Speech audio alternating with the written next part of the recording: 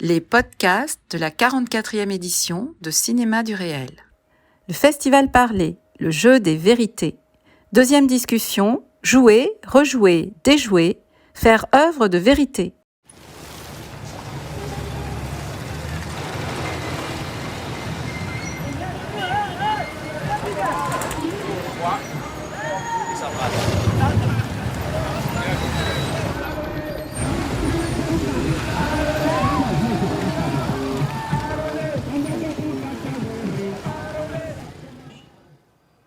Bonjour à toutes et à tous.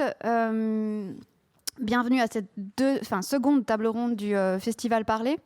Il y a une petite série d'imprévus qui nous ont obligés à reconfigurer pas mal cette deuxième partie de journée.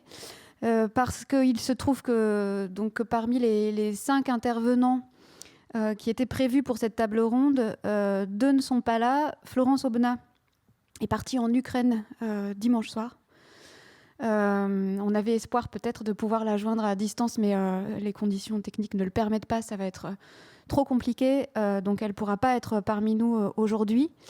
Et Philippe Artière, qui devait aussi participer à cette table ronde, a été testé positif au Covid. Et donc malheureusement, il ne peut pas être là non plus. Et comble de malchance, Antoine Debec, qui devait modérer cette table ronde, est lui aussi positif. Voilà, donc comme on trouvait dommage de tout annuler parce que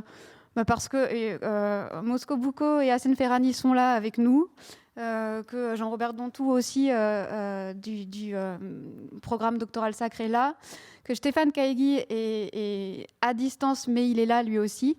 Je vais un petit peu endosser le rôle d'Antoine du mieux que je pourrai. Et je vais modérer cette table ronde. Voilà, donc je vous demanderai d'être un peu indulgent et puis on fera aussi en sorte que la parole circule avec la salle pour que vous puissiez intervenir. Sans plus tarder, je vous propose qu'on démarre de la même manière que tout à l'heure par une intervention, j'allais dire performance, mais je ne sais pas dans quelle mesure ce sera une performance, d'un chercheur créateur du programme Sacre, qui est notre partenaire sur le Festival Parler, Jean-Robert Dantou. Et puis, je vous propose aussi qu'il soit avec nous ensuite pour cette table ronde. Donc, Jean-Robert, si tu veux bien, je te laisse la place. Bonjour, merci beaucoup à Alice et toute l'équipe du Festival Parler pour cette invitation à intervenir aujourd'hui sur cette question de la vérité. Alors d'habitude, je suis plutôt de l'autre côté de l'appareil et je vais vous demander un peu d'indulgence aussi parce que c'est pas l'endroit où je suis le plus à l'aise. Mais je vais essayer de vous parler de la manière dont moi je me débrouille sur le terrain avec cette question de la vérité depuis ma position particulière, qui est une position de photographe documentaire. Et d'emblée, je pourrais commencer par dire que ce concept de vérité est un concept que j'utilise assez peu. Et je réfléchis plutôt à d'autres questions qui sont peut-être proches, par exemple l'idée de rendre justice par la photographie ou par les textes, au point de vue et aux paroles des personnes avec lesquelles je travaille, aux sentiments qui les traversent et aux vies qu'elles mènent.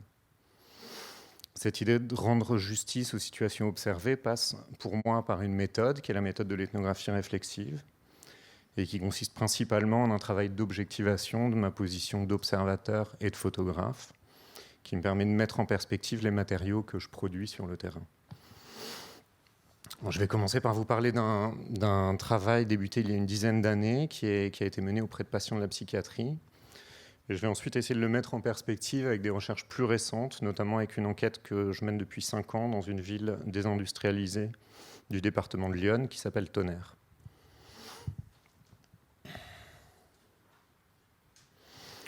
Il y a une dizaine d'années, j'ai rejoint en tant que photographe une équipe de chercheurs en sciences humaines et sociales, coordonnée par l'anthropologue Florence Weber. Nous avons travaillé plusieurs années ensemble à partir d'une question de recherche. Il s'agissait d'observer, de transcrire et d'analyser comment le point de vue de personnes décrites comme souffrant de troubles psychiques, donc des personnes qui ont des diagnostics de bipolarité ou de schizophrénie par exemple, comment le point de vue de ces personnes était ou pas pris en compte lorsque des décisions les concernaient. Il en est résulté un ouvrage intitulé « Les murs ne parlent pas » qui a été publié en Allemagne en 2015.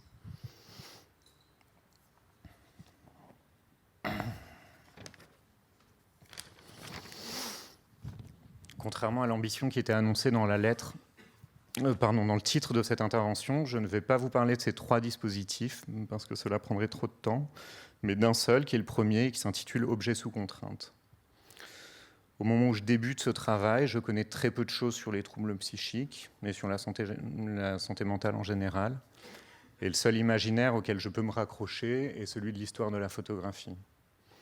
Je me plonge donc assez rapidement dans ce que je connais, San Clemente de Depardon, Les Carnavals de Diane Arbus, ou encore l'ouvrage Toujours ou jamais de Marc Pateau.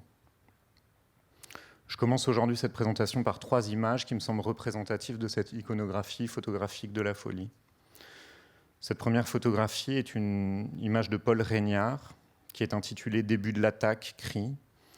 C'est une photographie d'Augustine reproduite en phototypie dans l'iconographie photographique de la Salpêtrière, à Paris en 1878.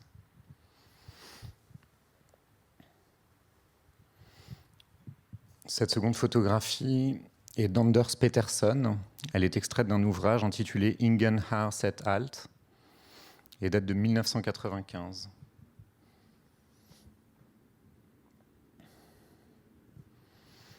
Cette troisième image est une capture d'écran extrait d'un travail documentaire de Jean-Louis Courtina et qui date de 2008. Progressivement, une idée émerge dans la recherche que je commence à mener à partir de 2012. Je comprends que dans les livres de photographie, ceux qu'on appelle les fous sont prostrés, ils sont tordus, ils bavent, ils crient, ils regardent de travers et nous terrorisent. Or, dès les premières semaines d'enquête, je fais le constat que cette image qui leur colle à la peau est très éloignée de leur quotidien. Avec l'équipe de chercheurs avec laquelle je travaille, nous décidons de prendre à revers cette histoire de la photographie en nous intéressant plutôt au temps long et aux routines de la vie quotidienne, plutôt qu'à cette partie extrêmement brève de la vie des personnes, celle de la crise au sens médical du terme. Il en résulte une première série de 36 objets et textes qui s'intitule « Objets sous contrainte » et dont je vais vous lire quelques extraits.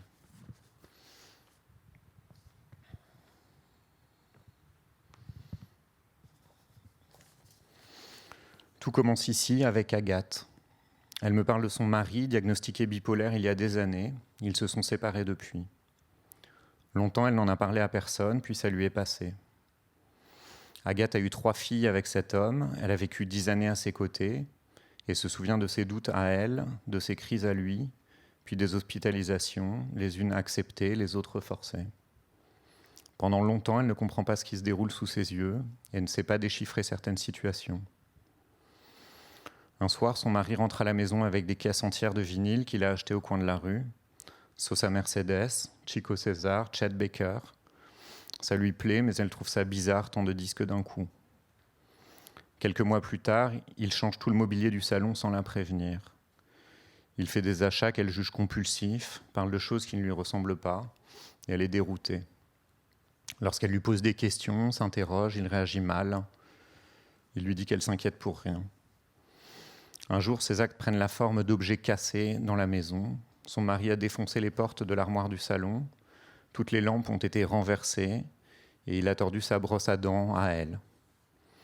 Ce jour-là, elle comprend qu'il y a un problème qui la dépasse. Cette brosse à dents tordue, objet d'un quotidien qui se fissure, est une sorte de déclencheur, de catalyseur. C'est en la voyant qu'Agathe décide de convaincre son mari d'aller avec elle aux urgences psychiatriques. De mon côté, c'est en réécoutant l'enregistrement de ce récit que je décide de suivre cette piste d'objets que j'appellerai plus tard des objets seuils, objets de frottement qui parlent de basculement, de prise de conscience et de décision à prendre.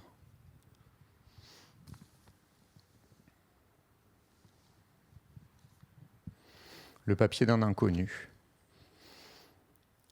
Pendant plusieurs mois, je fréquente un foyer du sud de la France pour des personnes tout juste sorties de l'hôpital psychiatrique. Ce lieu reçoit ceux qui n'ont aucune possibilité de logement, ayant coupé les ponts avec leurs proches, leurs familles, et n'ayant pas d'autre issue à la sortie de l'hôpital que la rue. Ils sont une trentaine à vivre sur place, ils ont les clés de leur chambre et ils peuvent y rester 1 an au maximum. En plus des résidents permanents, le lieu reçoit une vingtaine d'anciens patients qui bénéficient tous les jours des repas et des activités du foyer. L'équipe laisse environ 6 mois aux nouveaux venus pour atterrir, retrouver un semblant de marque, de repère et de confiance. Ensuite commence un travail avec les infirmiers, les assistantes sociales, les éducateurs spécialisés, les psychiatres, pour essayer de reconstruire un projet de vie, ou tout au moins un projet de lieu de vie. C'est au début de mon séjour que je tombe sur ce bout de papier par terre, dans l'ascenseur. Je le garde pendant plusieurs mois dans mon carnet avant de le photographier. Régulièrement, je l'observe et essaye de le déchiffrer, sans jamais y parvenir. Et comme souvent, au foyer, cet objet me renvoie à moi-même, mes griffonnages, mes manies, mes listes infinies de choses à faire qui, au bout de quelques semaines, deviennent totalement illisibles, même pour moi. Cet objet, comme certains autres, me rassure. Moi, c'est moins grave. Il me permet de perpétuer ce geste, de garder le fou à distance du monde rationnel pour me rassurer sur ma propre raison.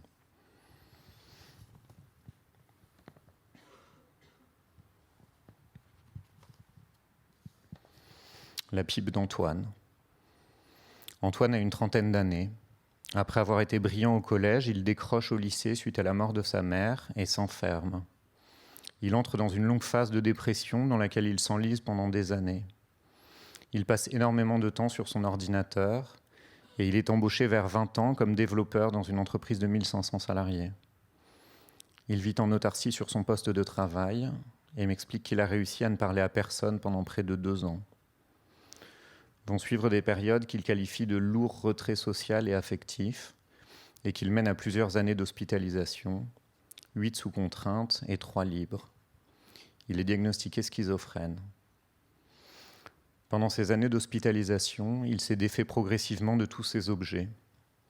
Aujourd'hui, il n'a plus de papier d'identité, plus de brosse à dents, plus de manteau, plus de portefeuille, plus de clés, plus de téléphone. Quand je lui parle de mon travail, de la question des choix, des décisions, des objets qui dans son quotidien pourraient cristalliser une décision le concernant, rien ne lui vient. Et après un temps, il me dit « Je pense à un objet, ma pipe c'est ma liberté ». Alors qu'il a 15 € par mois pour ses achats personnels, il a, pendant plusieurs semaines, mis quelques euros de côté dès qu'il le pouvait, et il a fini par réunir les 25 € nécessaires pour s'acheter cette pipe. Il aime cet objet, à la fois sa forme, mais aussi le fait de fumer la pipe plutôt que des cigarettes. Il m'explique qu'il trouve que ça lui donne un style.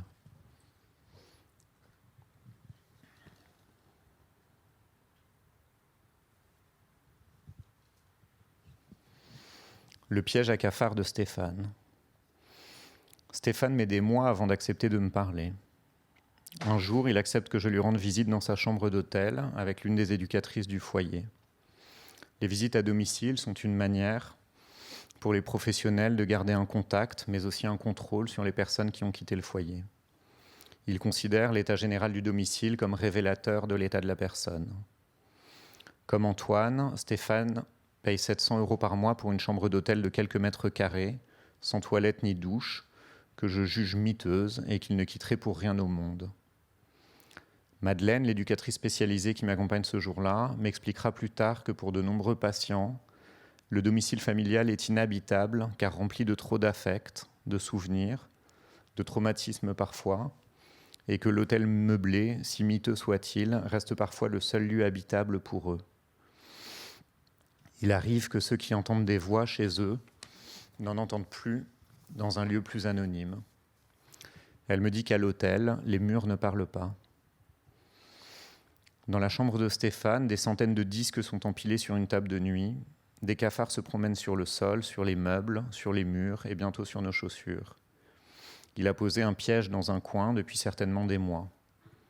Sa notion du temps qui passe, de l'hygiène, de la propreté n'est pas la même que la mienne, ni que celle de Madeleine.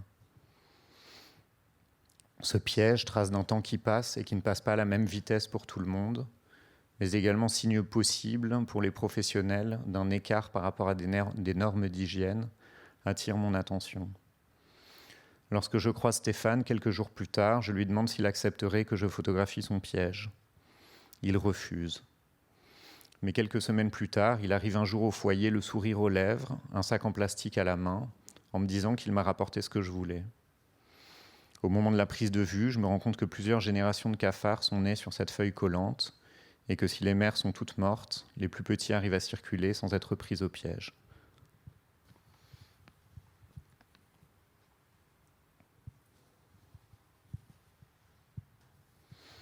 La bague de Souleymane. Je connais Souleymane du foyer, mais aussi du dehors. Il vit dans le quartier où se trouve mon hôtel, il est bénévole dans des associations que je fréquente, et on se croise donc de temps en temps en dehors du cadre de mon travail. Au foyer, il me raconte un jour qu'il a rencontré une femme, qu'il est amoureux d'elle, et qu'il veut lui acheter une bague de fiançailles. Cette bague coûte 150 €. Comme la plupart des patients que je rencontre, il est sous curatelle.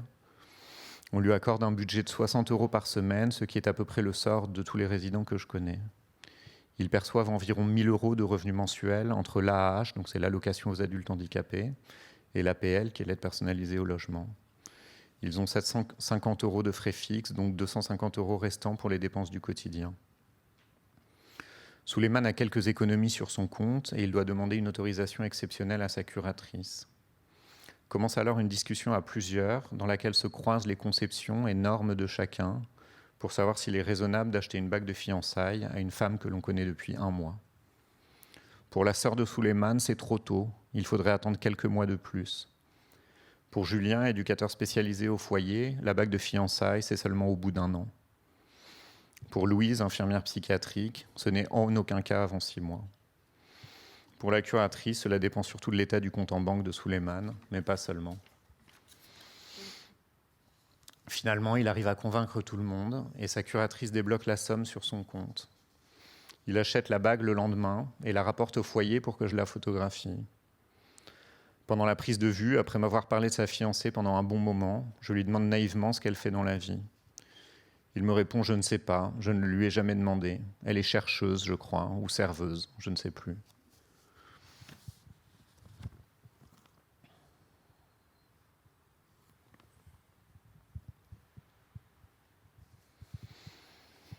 Le sac poubelle d'André. Nous passons quelques jours dans une clinique psychiatrique privée du centre de la France. Pendant la réunion du matin, le cas d'André est évoqué. L'équipe soignante souhaite le faire changer de chambre. Il est dans l'institution depuis plus de 20 ans et on le déplace environ tous les 6 mois. Ce changement de chambre est en partie lié à une logique comptable de remplissage de lits. Pour faire entrer de nouveaux patients et améliorer le rendement de la clinique, il faut sortir des patients de l'unité des entrants et cela entraîne des déplacements en cascade d'unité en unité. Cette pratique est présentée par les soignants comme ayant une vertu thérapeutique. Ils disent on les déplace pour ne pas qu'ils s'installent et en mettant en mouvement le patient, on met en mouvement la maladie. Alors qu'André est l'un des rares patients de la clinique, peut-être le seul même à ne plus avoir de consultation psychiatrique depuis déjà plusieurs années, l'équipe persiste à continuer de le déplacer régulièrement. Un infirmier nous explique qu'il y a une injonction à la mise en mouvement des patients chroniques. Il dit si tu ne le bouges plus, il n'est plus malade et donc tu n'es plus un soignant. Pour André, cela signifie qu'il va devoir mettre toutes les affaires qu'il souhaite conserver dans un sac poubelle pour les emporter dans sa nouvelle chambre et laisser le reste de côté. Ce déménagement représente pour lui une entrée forcée dans la circulation générale des corps de la clinique. Mais alors que nous partons observer ce changement de chambre, André ne fait rien, et c'est à une soignante que revient la tâche de trier ses affaires, de garder ce qui lui semble précieux et de jeter ce qui lui paraît inutile. Paradoxalement, ce qu'elle met dans le sac poubelle est gardé, tandis que ce qui est laissé de côté est destiné à disparaître.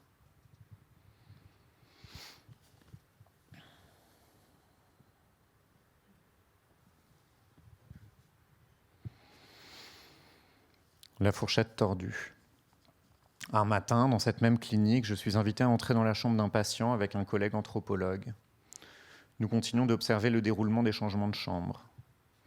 Une soignante est à l'œuvre pour commencer le tri des objets à garder et à jeter. En rentrant dans la pièce, je repère rapidement une fourchette tordue qui me renvoie à ces autres objets du quotidien que j'ai déjà photographiés, la brosse à dents, le couteau, et qui, parce que nous n'avons pas l'habitude de les voir tordus, nous font tout de suite quelque chose. Mon collègue me regarde et me sourit. Nous tenons là un objet de fou, c'est sûr. Dès le premier regard, cette fourchette tordue est confortable.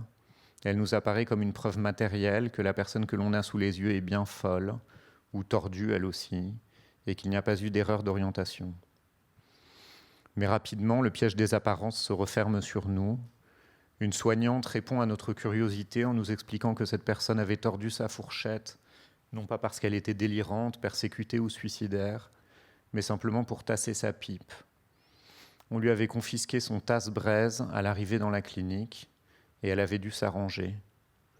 Ce n'était rien d'autre qu'un objet de débrouille du même type que ceux que les détenus utilisent pour fabriquer des réchauds, des casseroles, des antennes de radio, bref, pour survivre en institution. Cette fourchette nous a renvoyé froidement à ce risque permanent pour celui que l'on décrit comme fou, de voir ses actes et paroles, notamment les plus rationnels, retourner contre lui comme de nouvelles preuves de sa folie.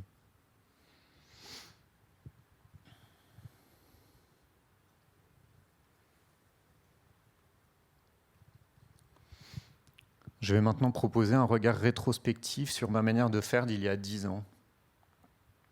En comprenant qu'une situation particulière, à savoir par exemple la difficulté pour une femme de prendre une décision allant à l'encontre de la volonté de son compagnon, et même peut-être à l'encontre de sa propre volonté, en comprenant que cette situation donc s'incarnait pour elle dans un objet, à savoir une brosse à dents tordue, je savais que la photographie avait ce pouvoir de description particulier, cette force de preuve qui me permettait de rendre intelligible cette situation. Ce que je cherchais, vous l'avez compris, n'était pas la simple photographie d'un objet, mais plutôt la photographie d'une situation incarnée dans un objet. Lorsque j'ai demandé à Agathe si cette brosse à dents existait toujours, elle m'a répondu que non, l'original avait disparu, qu'il n'existait plus. Je me suis donc assez naturellement allé dans une pharmacie pour en acheter une. Dans ce cas précis, j'ai le souvenir d'avoir demandé à Agathe à quoi ressemblait précisément cette brosse à dents, sa couleur, sa marque, comme si dans cette reconstitution, il restait important à mes yeux que l'objet que j'allais photographier soit ressemblant, qu'il garde un lien avec l'original, avec cette brosse à dents qu'Agathe avait retrouvée dans sa salle de bain ce jour-là. Je me souviens lui avoir également demandé comment et en combien de points exactement elle avait été tordue. Je suis donc allé en pharmacie, j'ai acheté une brosse à dents, je l'ai tordue à la manière dont Agathe me l'avait décrit. Et j'ai commencé le travail photographique à proprement parler, ce travail de transfiguration du banal, pour reprendre les mots d'Arthur Danto, pour réfléchir à la manière de photographier cet objet qui était devenu si précieux à mes yeux pour la recherche. J'ai donc commencé par des tentatives de mise en scène ordinaire, où l'objet retrouvait sa place dans un décor lui-même reconstitué. Ce sont des photographies ici qui sont faites dans ma salle de bain de l'époque, avec une brosse à dents qui d'ailleurs est la mienne. Ensuite, j'ai poursuivi en essayant des outils photographiques comme le Polaroid, puis des filtres que proposait une application toute naissante qui s'appelait Instagram, en recherchant des effets provoquant le mystère, la fragilité ou la précarité du médium, et qu'aujourd'hui j'ai du mal à relier à autre chose qu'aux stéréotypes sur la folie qui m'accompagnaient au début de ce travail.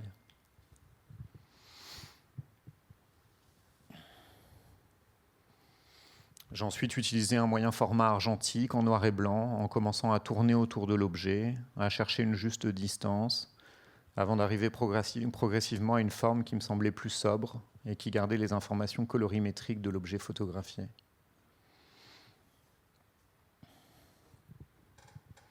Donc ces photographies, je ne l'ai pas précisé, mais ce sont des photographies que du coup j'avais jamais ressorties, que j'ai ressorties aujourd'hui dans cette réflexion sur la vérité. Donc ce ne sont pas du tout des photographies publiées. Il est arrivé plusieurs fois que l'on me demande dans des expositions ou des conférences si cette brosse à dents était la vraie. Il y a quelques années encore, je répondais qu'il importait peu à mes yeux qu'elle soit la vraie ou pas, la question me semblait résider ailleurs.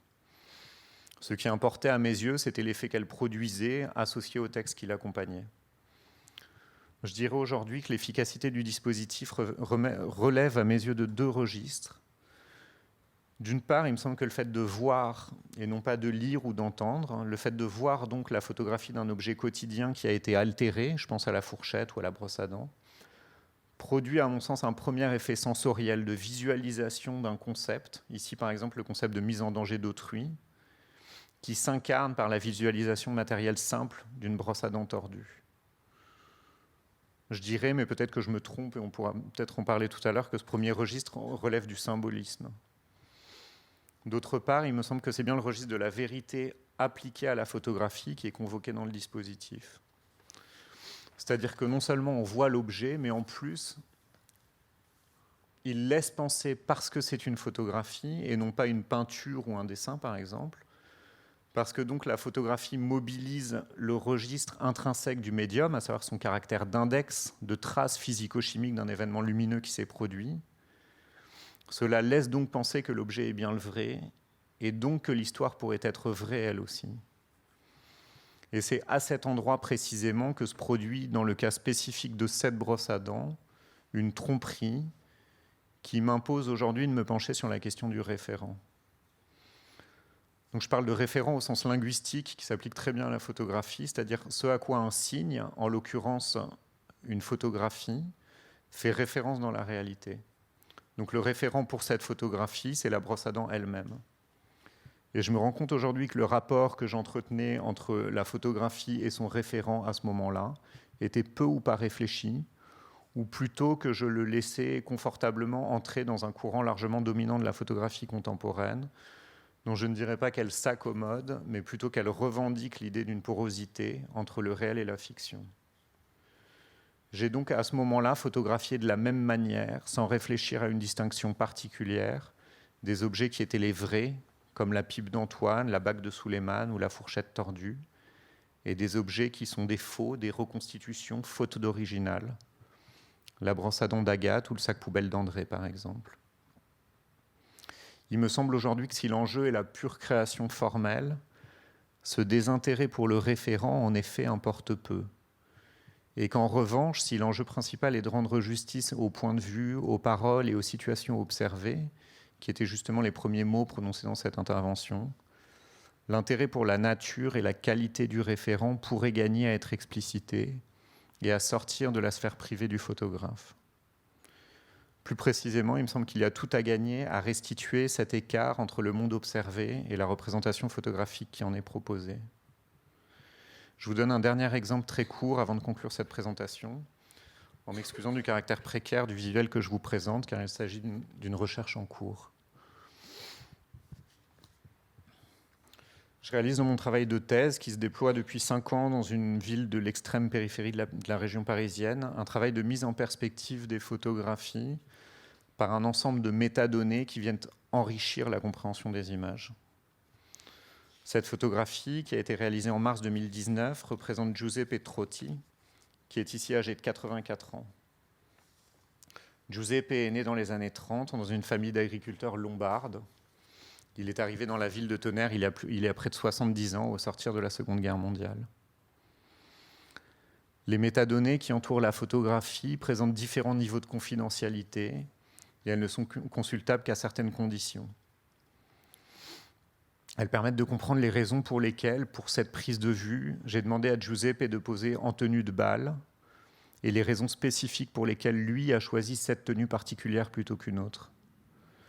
Elles permettent également d'apprendre que ses mains, l'une posée sur le mur de pierre et l'autre sur sa hanche, ont été l'outil principal de Giuseppe pour travailler le bois pendant 40 ans dans une menuiserie de la ville, mais aussi l'outil du quotidien pour s'occuper d'un potager, chaque matin à partir de 5 heures, avant de commencer la journée de travail.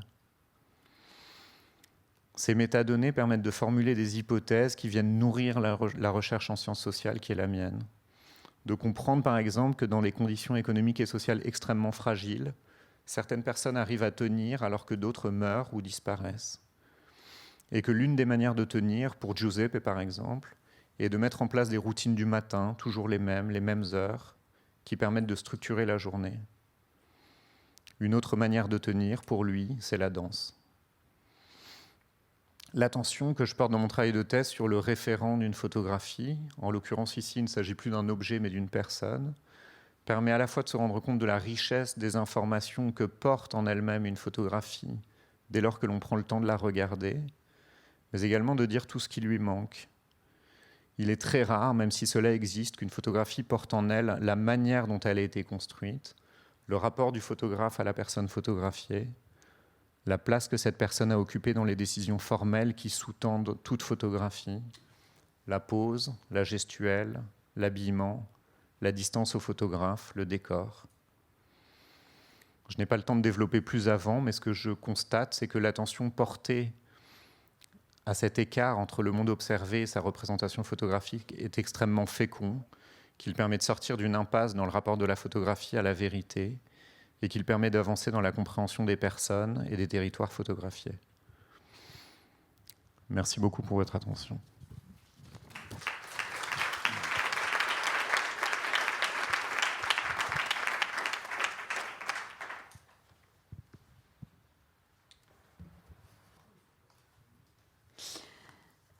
Alors, bienvenue. Peut-être avant qu'on reprenne, moi j'avais plein de questions en t'écoutant. Je vais peut-être juste présenter, même si je suis sûre que vous les connaissez, mais je vais présenter Hassen Ferrani et Mosco Bucco qui nous ont rejoints, et puis Stéphane Caegui qui nous voit. Alors vous ne le voyez pas, mais lui vous voit. Et il est... peut-être que je peux... Non, en fait, je pourrais pas... Ah si, super. Non, c'est bon, regarde, il est là. Qui est avec nous depuis Berlin. Peut-être je commence avec vous, Mosco, puisque vous êtes juste à côté de moi. Vous êtes né en Bulgarie, je le dis parce que c'est important par rapport à l'extrait qu'on va projeter tout à l'heure. Et vous êtes arrivé en France à l'âge de 10 ans. Vous avez fait l'IDEC et c'est en sortant de l'IDEC que vous avez réalisé votre premier long métrage documentaire des terroristes à la retraite en 1985, alors que vous prépariez une fiction sur le même sujet. Et là aussi c'est important parce que je pense que c'est une chose dont vous pourrez parler avec Hassen. Vos films sont des réservoirs de fiction, de récits, de tragédies aussi. Et vous vous êtes intéressé à toutes sortes de sujets, notamment à des sujets politiques parfois très, très au bord de la morale. Moi, j'ai un souvenir très fort de votre film sur les Brigades Rouges, mais aussi avec Mémoire d'Aix sur les exclus du PCF. Vous êtes intéressé aussi au commissariat de police, jusqu'à inspirer Arnaud Desplechin qui a tiré un scénario de votre film.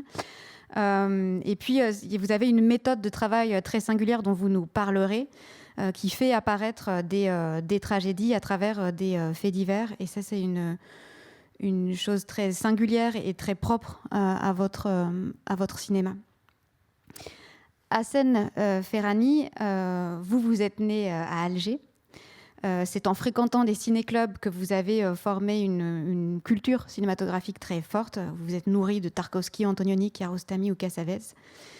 Et puis, au sein d'un collectif de cinéastes, vous avez réalisé vos premiers courts-métrages de fiction, d'abord, qui sont des films que je ne connais pas, moi, pour être honnête. Les Baies d'Alger en 2006, Afrique Hotel en 2010 avec Nabil Djedouani, et Tarzan, Don Quichotte et nous en 2013. Et puis, vous êtes passé au documentaire et vous êtes le réalisateur d'un film très beau et multiprimé, Dans ma tête à un rond-point, qu'on avait découvert en 2016.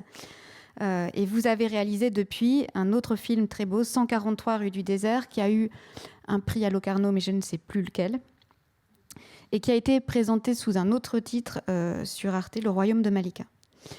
Et vous nous parlerez tout à l'heure d'une notion que vous convoquez souvent, le mentir vrai d'Aragon, qui est une manière pour vous de décrire votre travail et votre écriture, peut-être là aussi à la lisière de formes documentaires et fictionnelles. Stéphane Caegui, depuis Berlin. Vous êtes metteur en scène de pièces de théâtre documentaires et je serais curieuse de vous entendre tout à l'heure sur la façon dont vous définissez ce théâtre documentaire. Vous réalisez aussi des pièces radiophoniques, mais aussi des formes plus nomades, parce que vous avez aussi, je crois, mis en scène des projets dans l'espace urbain. Donc vous êtes l'auteur de toute une constellation d'œuvres dans lesquelles les animaux, les robots aussi, et même le public lui-même sont souvent invités à jouer un rôle. Vous avez fondé avec Elgar Haug et Daniel Wetzel le label Rimini Protocol, qui a reçu, entre autres récompenses, le Lion d'Argent pour le théâtre à la Biennale de Venise en 2011. Vous avez été mis en scène à peu près partout, je pense. Vous avez, par exemple, réalisé la mise en scène, la tétralogie State 1-4 sur les phénomènes de la post-démocratie. Vous avez simulé une conférence mondiale sur le climat à la Schauspielhaus de Hambourg. Vous avez installé des méduses aussi dans des musées. Donc vous intervenez de manière très très différente dans des espaces théâtraux, mais aussi dans des espaces du quotidien et des espaces urbains. Et on aura l'occasion de découvrir des images de vos travaux tout à l'heure. Voilà. Et je ne vais pas dire un mot de Philippe Artière et Florence Aubenas qui auraient dû être avec nous aujourd'hui. Mais voilà, je voulais vous remercier tous les quatre, et aussi donc Jean-Robert Dantou, qui est photographe et chercheur, on peut dire aussi chercheur, d'être avec nous aujourd'hui. Alors peut-être avant, pour commencer, j'avais envie de repartir de l'intervention qu'on vient de voir, de ces images et de ces récits, puisque j'étais très... interpellée par le montage qu'opère en fait le récit sur ces images. Et j'avais relevé 3 choses en écoutant ton intervention. La première, ce serait autour de ces mots par lesquels tu as introduit ce travail, en disant qu'il s'agissait que tu ne te sentais pas à l'aise avec le mot de vérité, mais que ton travail consistait plutôt à rendre justice à d'autres points de vue, d'autres récits. Et ça, c'est une première chose, parce que peut-être en contrepoint de la première table ronde où il était question de régime de vérité, plutôt de cette rhétorique de la vérité qu'on associe aujourd'hui beaucoup aux documents visuels ou sonores, aux images comme traces matérielles de ce qui s'est joué à un moment donné. Donc à toute cette rhétorique de la vérité qui serait assignée à une forme documentaire, tu opposais, mais je pense que c'est un débat qu'on pourrait avoir, tu opposais l'idée que l'enjeu de ton travail, ce n'est pas de faire émerger une vérité, ce serait à la limite plutôt de faire émerger des vérités, ou en tout cas de rendre justice à d'autres voix, à d'autres récits qu'on n'entend pas, et qui sont souvent victimes, peut-être pas d'une vérité, mais d'imaginaires dominants, hein, d'une sorte de piège des imaginaires. Et peut-être, je me disais qu'on pouvait entendre là une première acception du mot « jeu », qui est dans le titre de cette édition, hein, le jeu des vérités, qui serait une manière de remettre en jeu, de rejouer et peut-être de déjouer ces imaginaires, ces vérités assignées, et pour peut-être faire émerger des contre-vérités ou des contre-récits. Et la deuxième chose, ensuite on va peut-être, je vous laisserai la parole. La deuxième chose qui m'a frappée, c'est ce rapport entre les images et la lecture que tu en faisais, puisque donc la série s'appelle, je crois, Objets sous contrainte. Et ces images seules, en fait, elles n'étaient pas immédiatement lisibles. Si on n'avait pas eu le récit, ces récits singuliers, ces récits qui nous racontent à qui appartiennent ces objets, dans quelles circonstances ils ont été choisis pour réaliser une image, à quels usages quotidiens aussi ils répondent. En fait, l'image seule ne nous raconte rien, ou en tout cas, l'image seule fonctionne comme une énigme. Et je trouvais intéressant ce rapport à la fois de fétiche de l'objet, hein, qui est une sorte de... C'est comme si tout à coup on pouvait complètement s'incarner dans un objet, ou en l'occurrence ici dans une image, dans l'image d'un objet, comme si un objet pouvait nous raconter. Et en même temps, l'image seule ne nous raconte rien. Et du coup, je trouvais intéressant là aussi cette deuxième acception du jeu. On pourrait dire le jeu comme écart, le jeu quand il y a du jeu, hein, comme dans une machine, un mécanisme qui fonctionnerait mal, hein, il y a un écart, un jeu qui se fait entre l'image et le récit, entre un document et une voix et une vie singulière, quoi. Donc il y a comme ça peut-être aussi un piège des apparences, comme tu le disais, qu'il faudrait déjouer, et qu'une des manières de le déjouer, c'est peut-être par la narration, par les narrations qu'on invente, par les voix qu'on fait entendre, par les récits qu'on donne à lire ou à entendre. Voilà. Et le troisième point, puis ensuite peut-être je vais faire circuler la parole, qui est une chose sur laquelle je voudrais qu'on rebondisse ensuite, c'est qu'il me semble que dans ton travail, mais je pense dans vos travaux à tous, le résultat importe moins que le processus. Qu'il y a tout un processus d'écriture des films, des pièces, des œuvres, il y a un processus de création qui, à mon avis, est presque aussi important, et qui, du coup, d'où l'importance et l'intérêt de pouvoir le déplier aujourd'hui avec vous, que le résultat. Que le résultat n'est qu'une partie d'un travail de beaucoup plus grande ampleur, et que peut-être pour en donner toute l'importance de ce travail, il faudrait raconter les processus de création. Voilà, je vous donne la parole. J'avais envie peut-être de vous entendre, Mosco et Hassen, réagir sur le travail de Jean-Robert. Stéphane aussi, bien entendu.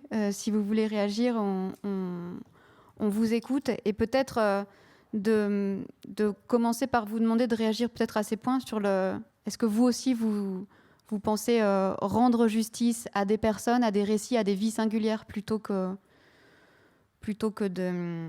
Et est-ce que vous êtes mal à l'aise avec ce terme de vérité ? Comment est-ce que vous concevez votre travail ? Puis est-ce que vous avez envie de réagir à la proposition qui vient de nous être faite ? Peut-être. Moi, j'aime bien cette expression de... Oui, c'est-à-dire que rendre justice plutôt que de trouver la vérité, parce que c'est difficile de dire « j'ai trouvé la vérité », c'est très arrogant, très péremptoire. Oui, rendre justice, c'est important. Et dynamiter les murs qui apparemment, ou dynamiter les statues qui apparemment empêchent de voir une certaine vérité. Moi, par exemple, j'ai eu affaire à un problème de censure parce que je n'aimais pas une vision trop lisse, trop propre de la résistance. Je préférais une vision plus âpre, donc qui me semblait, moi, se rapprocher davantage de la vérité. Et donc, j'ai essayé de dynamiter un peu cette aura cette gloire de ces gens en costume cravate qui viennent toujours, par exemple, parler de la résistance. Et je sais qu'un des arguments qui ont poussé un comité dit d'honneur pour empêcher que le film soit vu, c'était que ces résistants qu'on ne connaissait pas, qui étaient des résistants qui travaillaient encore dans l'anonymat de leur métier, ils étaient fourreurs, tailleurs, vivaient dans des décors misérables. Et donc, vivant dans des décors misérables, ils étaient moins légitimes pour parler de la résistance. Comme si, pour parler de la résistance, il fallait être en costume cravate et devant une bibliothèque. Donc, rendre justice, oui, rendre justice à des inconnus de la résistance, par exemple, et si possible, faire dynamiter des murs qui vous donnent une vision consensuelle, en évitant toute question. Donc, oui, je dis oui à rendre justice, et je rajoute simplement un mot, dynamiter. Dynamiter les murs. Moi, j'aime beaucoup aussi cette phrase, rendre justice, plutôt que chercher la vérité. J'aime bien aussi cette photo du vieux monsieur avec ce que tu appelles les métadonnées. Voilà, en tout cas, ça ouvre quelque chose qui m'intéresse. En tout cas, sur cette question de vérité, c'est quelque chose que je pense tout le monde est d'accord dans cette salle, que c'est une quête qui ne sert à rien, peut-être d'une certaine manière, parce que la vérité, je crois que tout le monde est assez d'accord là-dessus. Mais c'est bien de se questionner. J'ai essayé en tout cas, de parler plutôt de ma manière de faire plutôt que d'analyser ça. Plutôt être dans un échange, en tout cas, c'est quelque chose qui m'intéresse. Et je trouve, par rapport à mes courts-métrages, c'est des courts-métrages qui sont aussi pétris de réel. Hein. C'est quelque chose. C'est pas complètement des fictions et c'est peut-être pas complètement des documentaires. Et en tout cas, cette question de recherche, je la trouve beaucoup plus forte que de rechercher la vérité. Rechercher quelque chose et puis tomber sur quelque chose d'autre. C'est peut-être cette quête que j'essaye qui est un peu dans mes films. Déjà Tarzan, Don Quichotte et nous, je raconte ça rapidement, il y a une séquence avec un comédien qui cherche quelqu'un qui n'existe pas dans un quartier. C'est une phrase que j'ai tirée parce qu'en fait, je faisais un film sur Cervantes dans un quartier d'Alger. Le quartier s'appelle Cervantes parce qu'il y a la grotte où a vécu Cervantes. Et en lisant Don Quichotte, vous l'aurez peut-être remarqué, il commence son livre en disant que c'est pas lui qui a écrit Don Quichotte, mais il est tombé sur un manuscrit dans un marché écrit par un auteur arabe qui s'appelle Sid Ahmed Ben Njelli. Et j'ai trouvé ça fou quand j'ai lu ça la première fois. Et je me suis dit, tiens, on va aller chercher ce personnage imaginaire sorti du livre de Don Quichotte et peut-être ça peut donner quelque chose. Et c'était une manière très simple, un prétexte pour connaître ce lieu. Et ensuite, pour mes autres films, c'est pour ça que je disais que ça a traversé quelque part le travail. Dans Ma tête un rond-point, il y a Ammou qui est un ouvrier des abattoirs qui sort cette phrase incroyable qui est pour mentir je ne mens pas et la vérité je ne tombe pas dedans. Que j'ai toujours pensé que c'était une phrase qu'on pouvait sortir à Beaubourg et qui pouvait être à ma place ici pour en parler et qui est devenu un peu comme un manifeste pour moi. Il y a tous les champs du possible du cinéma dans cette phrase. Pour mentir, je ne mens pas et la vérité, je ne tombe pas dedans. Ensuite, plus tard, avec 143 rue du désert, il y a un moment où je fais appel à un comédien dans un film du réel. Donc Samir qui est dans le film de Don Quichotte, dans Tarzan. Et inconsciemment, je l'appelle pour intervenir dans une séquence comme ça fabriquée. Et quand il part, Malika a cette phrase incroyable, elle dit « Les gens mentent, mais ne savent pas mentir ». Et qui est une réponse à ce que dit Ammou, comme un dialogue un peu imaginaire entre les deux. Donc voilà, c'est quelque chose que je recherche des fois, et malgré moi, des fois, je la trouve. Stéphane, est-ce que vous voulez réagir ou intervenir ? Bon, je suis peut-être, je crois, le seul qui ne travaille pas tout d'abord avec des images, alors avec des documents de preuves, parce que dans le théâtre, on assume un peu que les choses qu'on y trouve seraient quelque chose comme cette brosse à dents qui n'est pas la brosse à dents authentique, mais plutôt celle que tu as reachetée. Et pour moi, alors, ça fait absolument du sens de ne pas nécessairement s'y appuyer sur l'authentique. Hein. Ça, c'est un terme qu'on utilise beaucoup autour des arts vivants.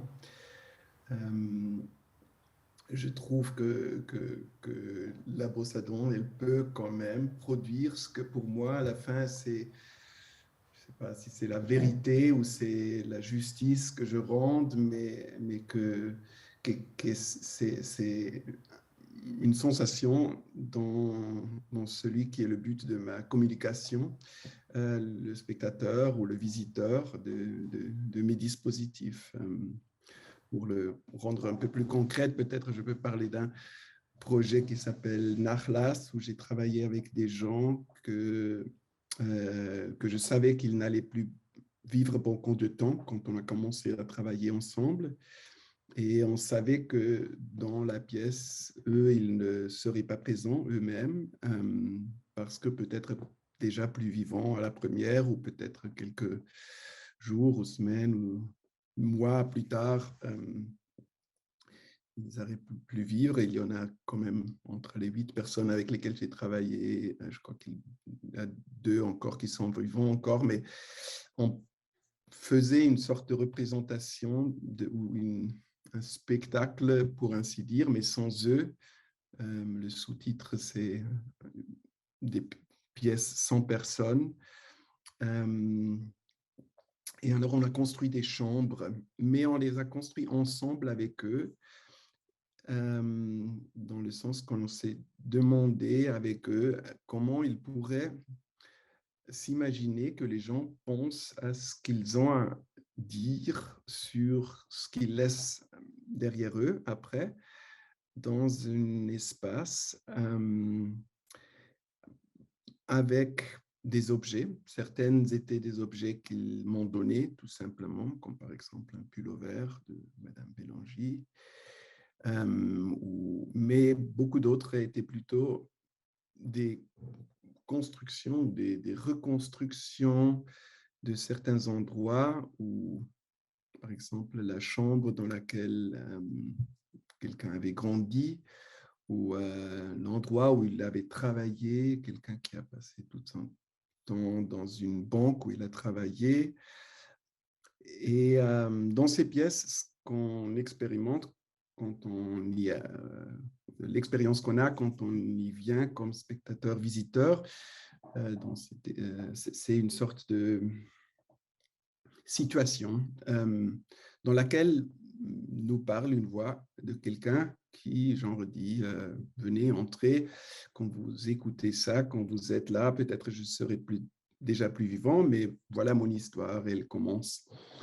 Alors, ce que je veux dire, c'est que le projet, pour moi, était beaucoup de négociations avec les gens. Je ne sais pas qu'avec les photographies ou avec le cinéma, on peut toujours s'en aller après avoir filmé. Je ne dis pas que vous l'avez fait, mais j'imagine que, par exemple, j'ai vu le film de Hassan sur Malika, que je trouvais super, et j'imagine qu'il a passé beaucoup de temps avec elle.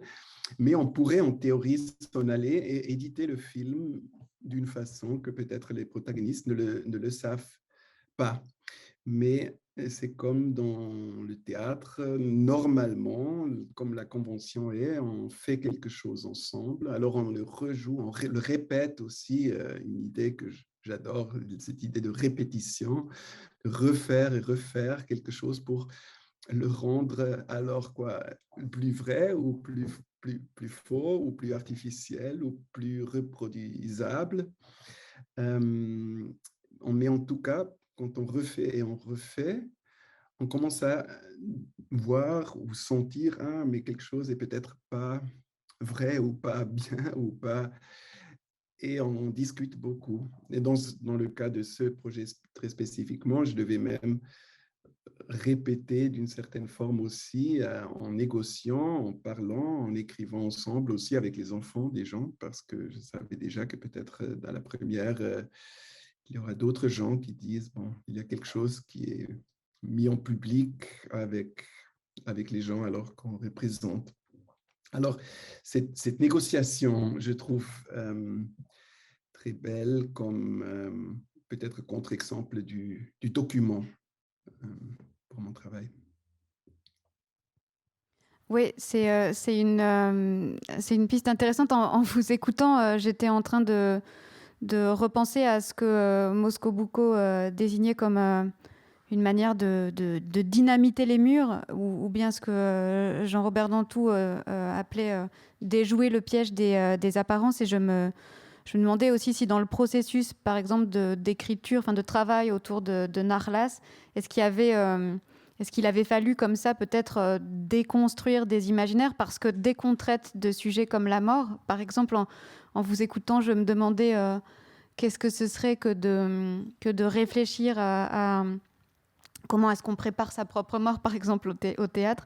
Qu'est-ce que ce serait que de réfléchir à des objets comme des fétiches ou des ou des images qu'on laisserait de soi après sa mort, ça devient une question vertigineuse dès lors qu'on se met à réfléchir à ce que soi on proposerait comme objet.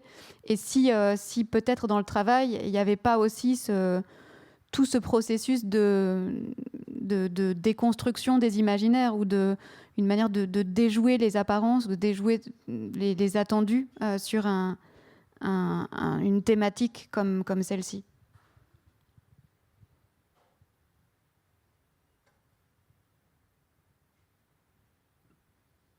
Je ne sais pas si vous... Ça, c'est une question. Oui. De déjouer les images, est-ce que j'ai bien compris ça? Est-ce qu'il n'y avait pas aussi toute une étape du travail qui consistait à déconstruire des imaginaires? Par exemple, dès qu'on touche à la question de la mort, on est toutes et tous pétris de représentations de la mort. Donc, quels étaient les... Est-ce qu'il a fallu travailler sur ces imaginaires-là et peut-être un petit peu les déconstruire? Bon, pour nous, on ne voulait pas montrer la mort. Hein. On voyait dans aucune de ces chambres, parce qu'en réalité, c'est une installation avec 8 pièces, très concrètement, avec des portes qui s'ouvrent et on entre dedans. On y trouve quelque chose, mais on n'y trouve pas le corps, on n'y trouve pas la mort dans ce sens aussi. Il n'y a pas des images du mort. Dans beaucoup de ces pièces, il n'y a même pas des représentations photographiques de ces gens. Il y a la voix qui devient la plus forte représentation de la personne, mais évidemment, une voix n'est jamais morte. Je ne peux pas... Elle est vivante, mais elle devient un document alors. Mais pour moi, ce qui était important, normalement, les morts, évidemment, ils ne peuvent pas normalement nous parler. Et là, la construction ou l'enjeu avec eux, c'était de dire, on parle d'une certaine forme au futur. Hein. C'est comme, je sais pas, les enfants jouent ce jeu, des fois ils écrivent une lettre à soi-même et ils vont le rouvrir dans 20 ans. Et là, dans le cas, la lettre n'est pas adressée à nous-mêmes, mais au monde après. Je ne sais pas si c'est une déconstruction. On a plutôt construit quelque chose. On a anticipé un futur d'une certaine forme. Et évidemment, ça remet la personne qui l'a fait avec moi et avec Dominique Hubert, le scénographe,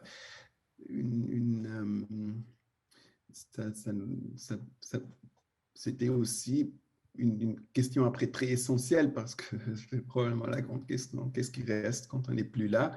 On n'a pas du tout parlé vraiment de, je sais pas, de la vie après la mort pour la personne. Hein. Il s'agissait vraiment de la vie après la mort pour tous les autres et tout, combien est-ce qu'on range, comment on a écrit le testament, qu'est-ce qu'on fait avec l'argent, qu'est-ce qu'il veut dire, les photos qu'on a fait pendant notre vie. Et c'est comme une prolongation, j'imagine, de ces espoirs qui se passent dans cette construction. Évidemment, il y a des exemples de qu'est-ce qu'on ne veut pas laisser derrière. Peut-être on a eu des parents ou quelqu'un qui est parti sans régler rien, et ce qui est un peu le cauchemar parce que tout le monde a abusé sa mort avant. Alors, c'est un peu rompre avec ce tabou peut-être, mais plutôt pour construire quelque chose de différent, aussi une sorte forte de cimetière différente dans le cas. Peut-être, on a le trailer, c'est toujours compliqué de montrer du théâtre sur un écran, mais peut-être on peut regarder quelques images de Narla. Je peux les lancer, moi? Ok. Mm-hmm.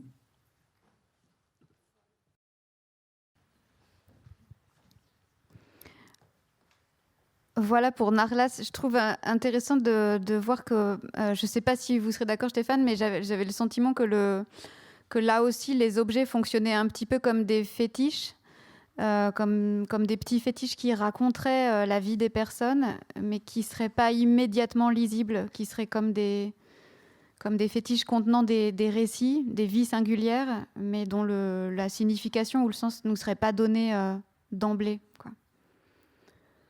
Oui, oui, assez, ouais, c'était assez spécial pour moi de voir le travail de Jean-Robert dans ce sens que des objets, on les remplisse avec la narration qu'on construit autour et à partir de là, tout de suite, ils sont plus besoin d'être peut-être les authentiques. Ce n'est pas un fétiche, je crois que c'est beaucoup construit autour que ce soit exactement celui-là, si je ne me trompe pas.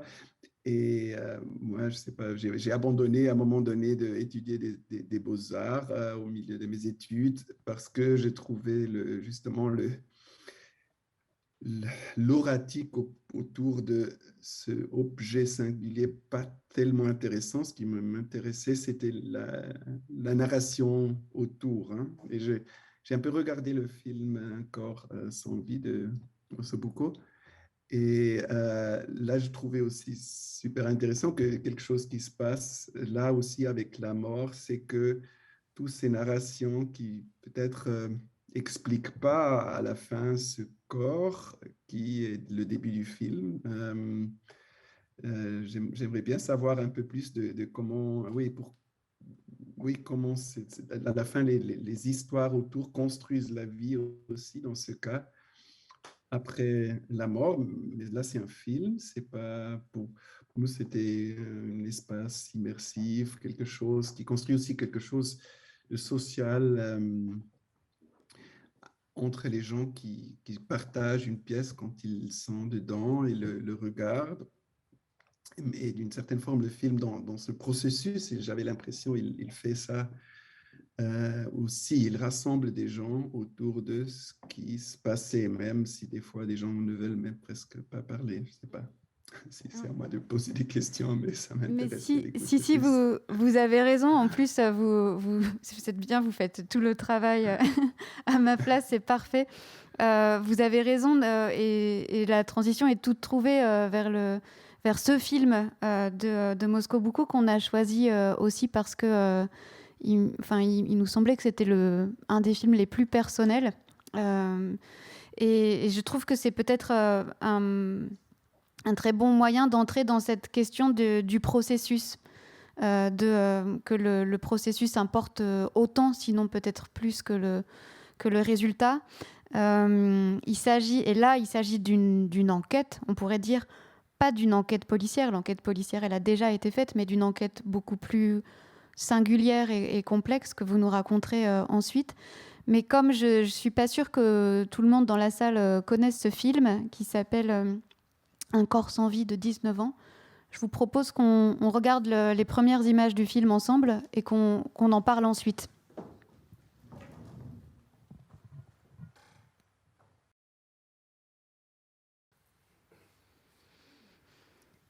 Voilà, désolée pour la coupe un peu abrupte, mais sinon on entrait dans le récit de cette enquête qui n'est pas une enquête policière, puisque l'enquête policière a déjà été faite. D'ailleurs, le meurtrier de cette jeune fille a été arrêté un mois plus tard, mais qui est une enquête beaucoup plus intime et beaucoup plus personnelle pour vous. Vous pouvez nous raconter ? En fait, moi, j'ai connu cette histoire par un ami magistrat qui avait eu à juger le présumé assassin et qui a été condamné pour le meurtre. C'était un jeune homme du quartier des Buttes-Chaumont qui avait besoin pour acheter sa dose de drogue d'argent. Et il y a une expression qui circule parmi les drogués quand ils ont besoin d'argent, c'est « on va se faire une pute ». Mais ça veut dire donc lui arracher son sac et prendre l'argent qu'il y a dans son sac. Mais Ginka, c'était une tête de mule que j'ai découverte à travers un petit journal qu'elle tenait sur un petit cahier de Monoprix. Et c'est ça qui m'a donné envie de faire ce documentaire, en quelque sorte pour redonner vie à un corps sans vie. Donc, je ne savais pas ce que j'allais obtenir au bout de ce voyage, au bout de ce processus, mais en tout cas, je savais qu'à travers des petits détails, au nom Ginka Trifonova, il y aura aussi quelques grumeaux, quelque chose qui permettrait à sa famille d'abord, à sa mère qui ne savait pas comment elle avait fini sa vie, à son père, à sa sœur, à son frère, de redonner vie à quelqu'un qui, comme moi, était originaire de Bulgarie. Moi, j'étais toujours vivant et je voulais comprendre pourquoi elle avait fini ses jours sous le boulevard périphérique. Donc, l'enquête de police était remarquable. Ça, c'est vraiment quelque chose que Moi, je dis que je fais partie de la génération de 68, donc j'ai un rapport très, très distant avec la police, à tort. Et j'ai découvert après que, par exemple, pour Ginka Trifonova, quand j'ai vu le dossier d'enquête qui a été mené autour par la brigade criminelle, c'est exceptionnel. C'est comme si un homme politique était mort là, et on essaie de trouver par tous les moyens, tous les éléments qui permettent d'expliquer cette mort. Et donc, par exemple, dans ce dossier, il y avait des éléments, et notamment, ils avaient trouvé une cabine téléphonique et ils avaient repéré tous les appels téléphoniques qu'elle avait donnés pendant son séjour parisien. Et donc, en prenant ces petits cailloux, on a essayé de redonner vie donc à ce corps sans vie. Mais si vous le voulez, je voudrais vous parler d'un autre film qui n'est pas le mien, mais je vais le faire très très vite. C'est un film du cinéaste japonais Imamura Shorei, que j'ai vu il y a plus de 50 ans, mais qui m'avait tellement impressionné, que ça s'appelle L'évaporation d'un homme, Ningen Joratsu. Au Japon, à Tokyo, il y a beaucoup de gens qui disparaissent. C'est-à-dire que leur vie ne leur convient pas, leur famille ne leur convient pas. Comme il n'y a pas un système de carte d'identité très élaboré, il y a beaucoup de cartes de visite, on donne sa carte de visite. Bon. Donc, il y a un phénomène de disparition, des gens disparaissent. Imamura décide de faire une fiction sur ce phénomène-là, et pour préparer la fiction, il fait un documentaire. Il demande à un acteur de faire le journaliste. Il prend un cas à la préfecture de Tokyo, donc un homme fiancé à une jeune femme qui a une sœur et qui est disparue, et la dernière personne à l'avoir vue, c'est un boucher. Et donc, il demande au journaliste de commencer l'enquête. Alors, il va trouver d'abord la fiancée, puis après il va trouver la sœur, puis après il va trouver le boucher. Et puis, la fiction entre dans cette quête documentaire. Documentée et documentaire. C'est-à-dire que la jeune fiancée tombe un peu amoureuse du journaliste. Donc le journaliste sort du champ, sort du film, et donc le metteur en scène prend le rôle de l'enquêteur. Et puis, on ne s'en sort pas. Donc le metteur en scène décide de réunir les protagonistes, c'est-à-dire la fiancée, la sœur de la fiancée et le boucher. Il les réunit dans une pièce et il les filme comme si c'était un documentaire. Il les filme en documentaire. Et à un moment donné, il donne la parole à l'un, et puis ça devient confus. C'est-à-dire que la fiancée accuse sa sœur, le boucher accuse je ne sais plus qui, etc. Donc ça devient très, très, très fictif finalement, parce que l'imaginaire est entré dans la réalité.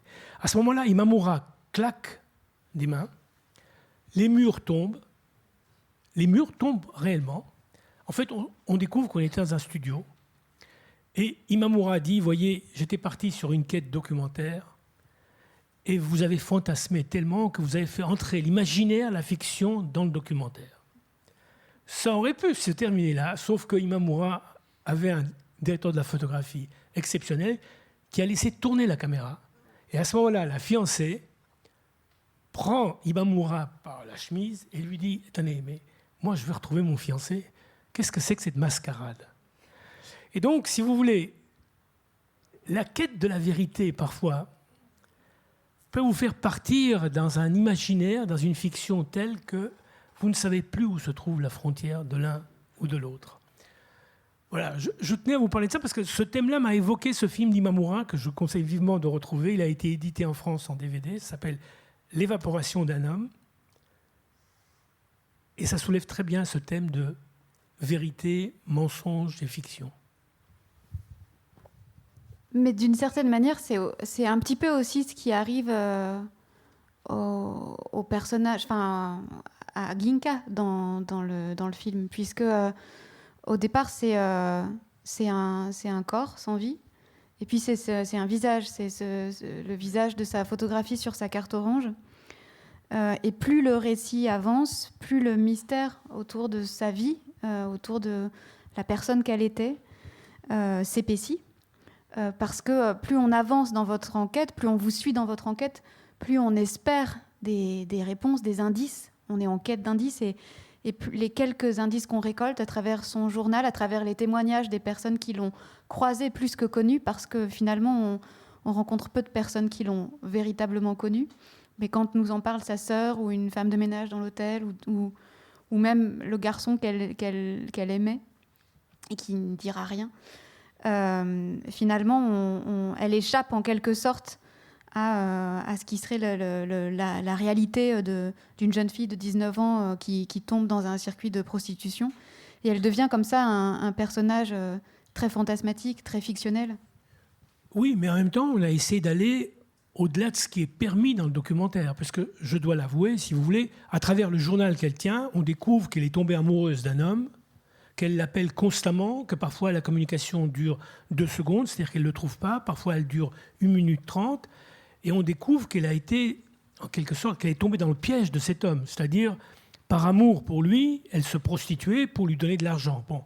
Et on découvre à travers une autre prostituée le mécanisme, c'est-à-dire qu'il va les chercher à la sortie du lycée, il commence une grande histoire d'amour, il propose d'aller à Paris, en voyage d'amoureux, et puis une fois à Paris, il fait semblant de recevoir un coup de téléphone menaçant, en disant, voilà, elle lui demande, mais qu'est-ce qui se passe, pourquoi tu blémis, et elle lui dit, écoute, on me demande, je dois rembourser 1 million d'euros d'ici 15 jours. Alors qu'est-ce qu'on peut faire ? Écoute, est-ce que ça t'embêterait d'aller dans une allée du bois de Boulogne, et tu dis 50 euros ça, et 100 euros ça. Et par amour, elle commence à le faire, donc elle tombe dans un engrenage. Et nous, on a été jusqu'à aller chercher le maquereau. Mais on y est allé, et je dois l'avouer, je suis allé avec une caméra cachée. C'est-à-dire que j'avais des lunettes, et dans les lunettes, il y avait une caméra. Mais à l'époque, c'était des lunettes qui me faisaient apparaître comme des lunettes de Yves Saint-Laurent, c'est-à-dire très grosses, etc. Et le câble de l'image sortait par ma chemise et rentrait dans un sac à dos.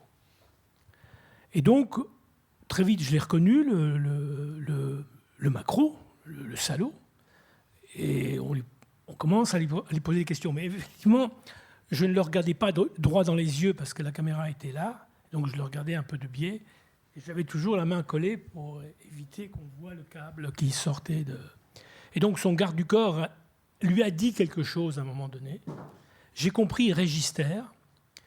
C'était un Albanais, donc il parlait l'italien, je le parlais aussi. Et donc il m'a dit « Non mi piace quello che stai facendo ». Ça ne me plaît pas ce que tu fais. Donc je lui ai répondu en italien, mais je ne fais rien, je veux faire. Je veux faire ton interview. Parce que lui disait « Ah oui, je me souviens de cette dame. Moi, je suis un homme d'affaires albanais, je vais parfois à Paris et je l'ai rencontré comme des hommes d'affaires rencontrent des... » Il n'a pas dit call girl, mais presque des escort girls.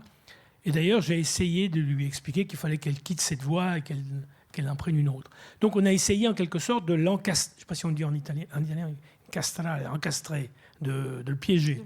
Mais ça n'a pas fonctionné parce qu'il a refusé de continuer et il est parti. Donc, pour atteindre une certaine vérité, j'ai été obligé de mentir et de tricher. Et il le sait, puisqu'il a vu le film.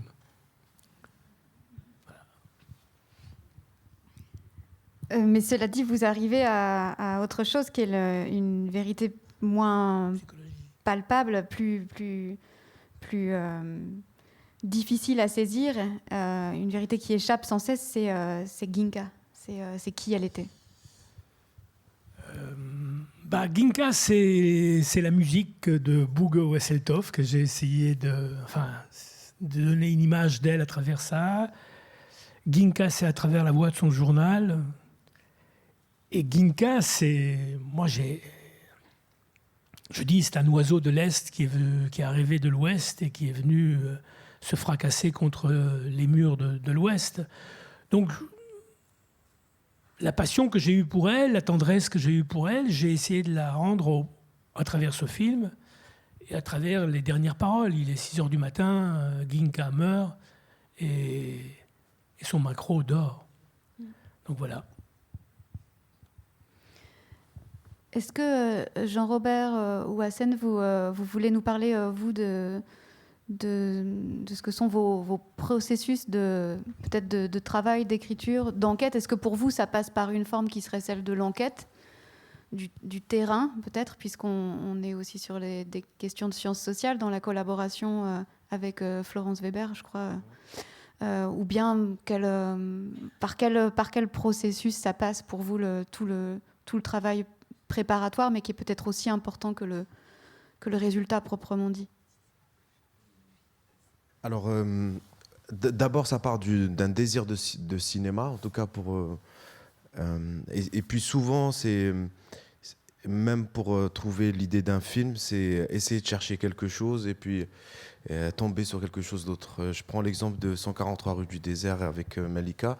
J'étais parti sur une idée de fiction d'un road movie sur les routes en Algérie. Et puis, il se trouve que par un heureux hasard, je rencontre Malika. Donc, je décide. À ce moment-là, le désir de cinéma prend le dessus et se dire on peut abandonner l'idée qu'on avait au départ et aller vers l'envie.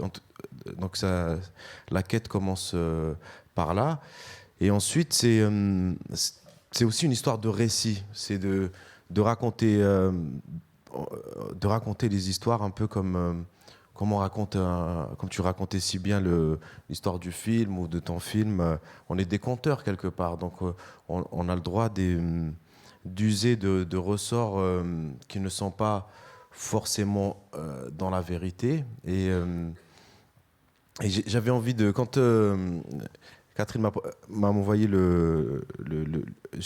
déjouer du réel, j'avais envie de vous raconter cette petite histoire qu'un ami comédien m'a racontée. Il était à Alger chargé de faire le casting pour un réalisateur connu. Et donc, il était à la cinémathèque, il recevait les gens qui venaient pour le casting.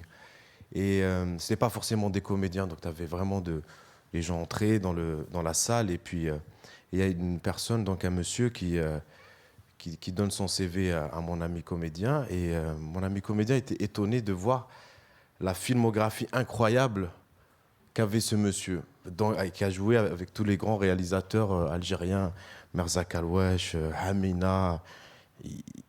Et puis il arrive à un moment où c'est un réalisateur avec lequel mon ami avait joué. Donc Chouer, en l'occurrence, il lui dit t'as joué dans tel film de Chouer? Et elle lui dit ouais, j'ai joué. J'étais moi le rôle principal, mais je t'ai jamais vu sur le tournage. Est-ce que tu pourrais m'expliquer? Il dit écoute, tu vois toute la liste là en question. En fait, j'ai passé des castings pour ces films, et pour moi, il y a une caméra, un réalisateur, un comédien, donc il y avait un film. Et j'ai trouvé ça très beau. Je trouvais que ça collait aussi à notre discussion d'aujourd'hui. Donc, il est dans la vérité quelque part, ce monsieur. Et puis, pour Khaled, c'est pas vrai. Il n'a pas joué dedans. Donc, j'ai trouvé cette histoire amusante que j'aime bien. Et voilà. Et ensuite, il y a aussi une notion de s'amuser pendant qu'on fabrique un film. C'est se permettre de ramener un comédien, se permettre de déjouer le réel. Moi, je dis toujours, quand j'interviens dans des écoles ou dans des ateliers, que quelqu'un qui est dans la fiction classique a son scénario écrit, qui peut être figé ou pas, ça dépend. Pour nous, les gens qui travaillons avec le cinéma du réel, notre scénario est tout l'humain qui nous entoure. Toute la matière humaine, tout le contact, la chaleur humaine, et puis qui peut être sans frontières. Voilà. Jean-Robert ?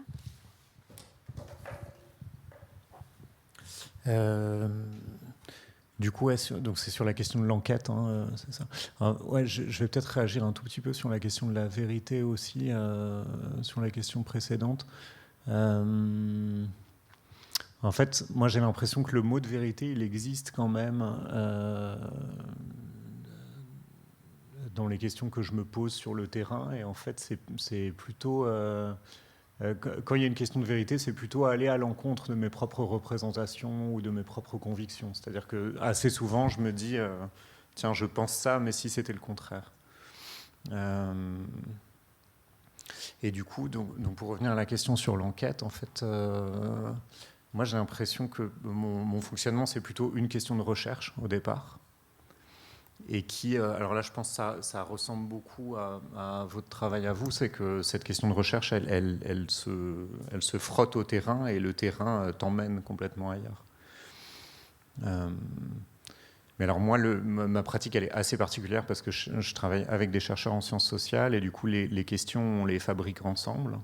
Et du coup, c'est des questions spécifiques aux sciences sociales. Donc, par exemple, donc ça peut être des questions plus d'ordre anthropologique. Par exemple, la question que je posais avec Giuseppe, qui est d'essayer de comprendre comment, dans un environnement qui est très fragile, dans des villes désindustrialisées, certaines personnes arrivent à continuer à vivre alors que d'autres meurent. Donc c'est une question dans le plus anthropologique. Et parfois, c'est des questions plus sociologiques ou plus géographiques. Donc, par exemple, là, petit à petit, moi, en travaillant sur cette ville de Tonnerre, donc, qui est dans l'Yonne, ce que le terrain m'a permis de comprendre au bout de plusieurs années, c'est que des populations très précarisées arrivaient dans cette ville depuis des villes beaucoup plus grandes, et du coup commence à se poser la question d'une relégation des populations les plus précaires en passant par les prisons, par la psychiatrie ou par la rue par exemple,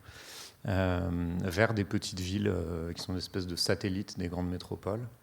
Et du coup, moi, c'est ça qui me tient, quoi. Disons qu'il y a une histoire de désir, il y a une histoire d'envie, mais qui est plus liée à ces questions-là. C'est-à-dire qu'à un moment, je me dis, est-ce que c'est ça qui se passe, quoi? Est-ce que, en effet, les métropoles fabriquent des petites villes satellites dans lesquelles elles envoient toutes les personnes dont elles ne veulent pas?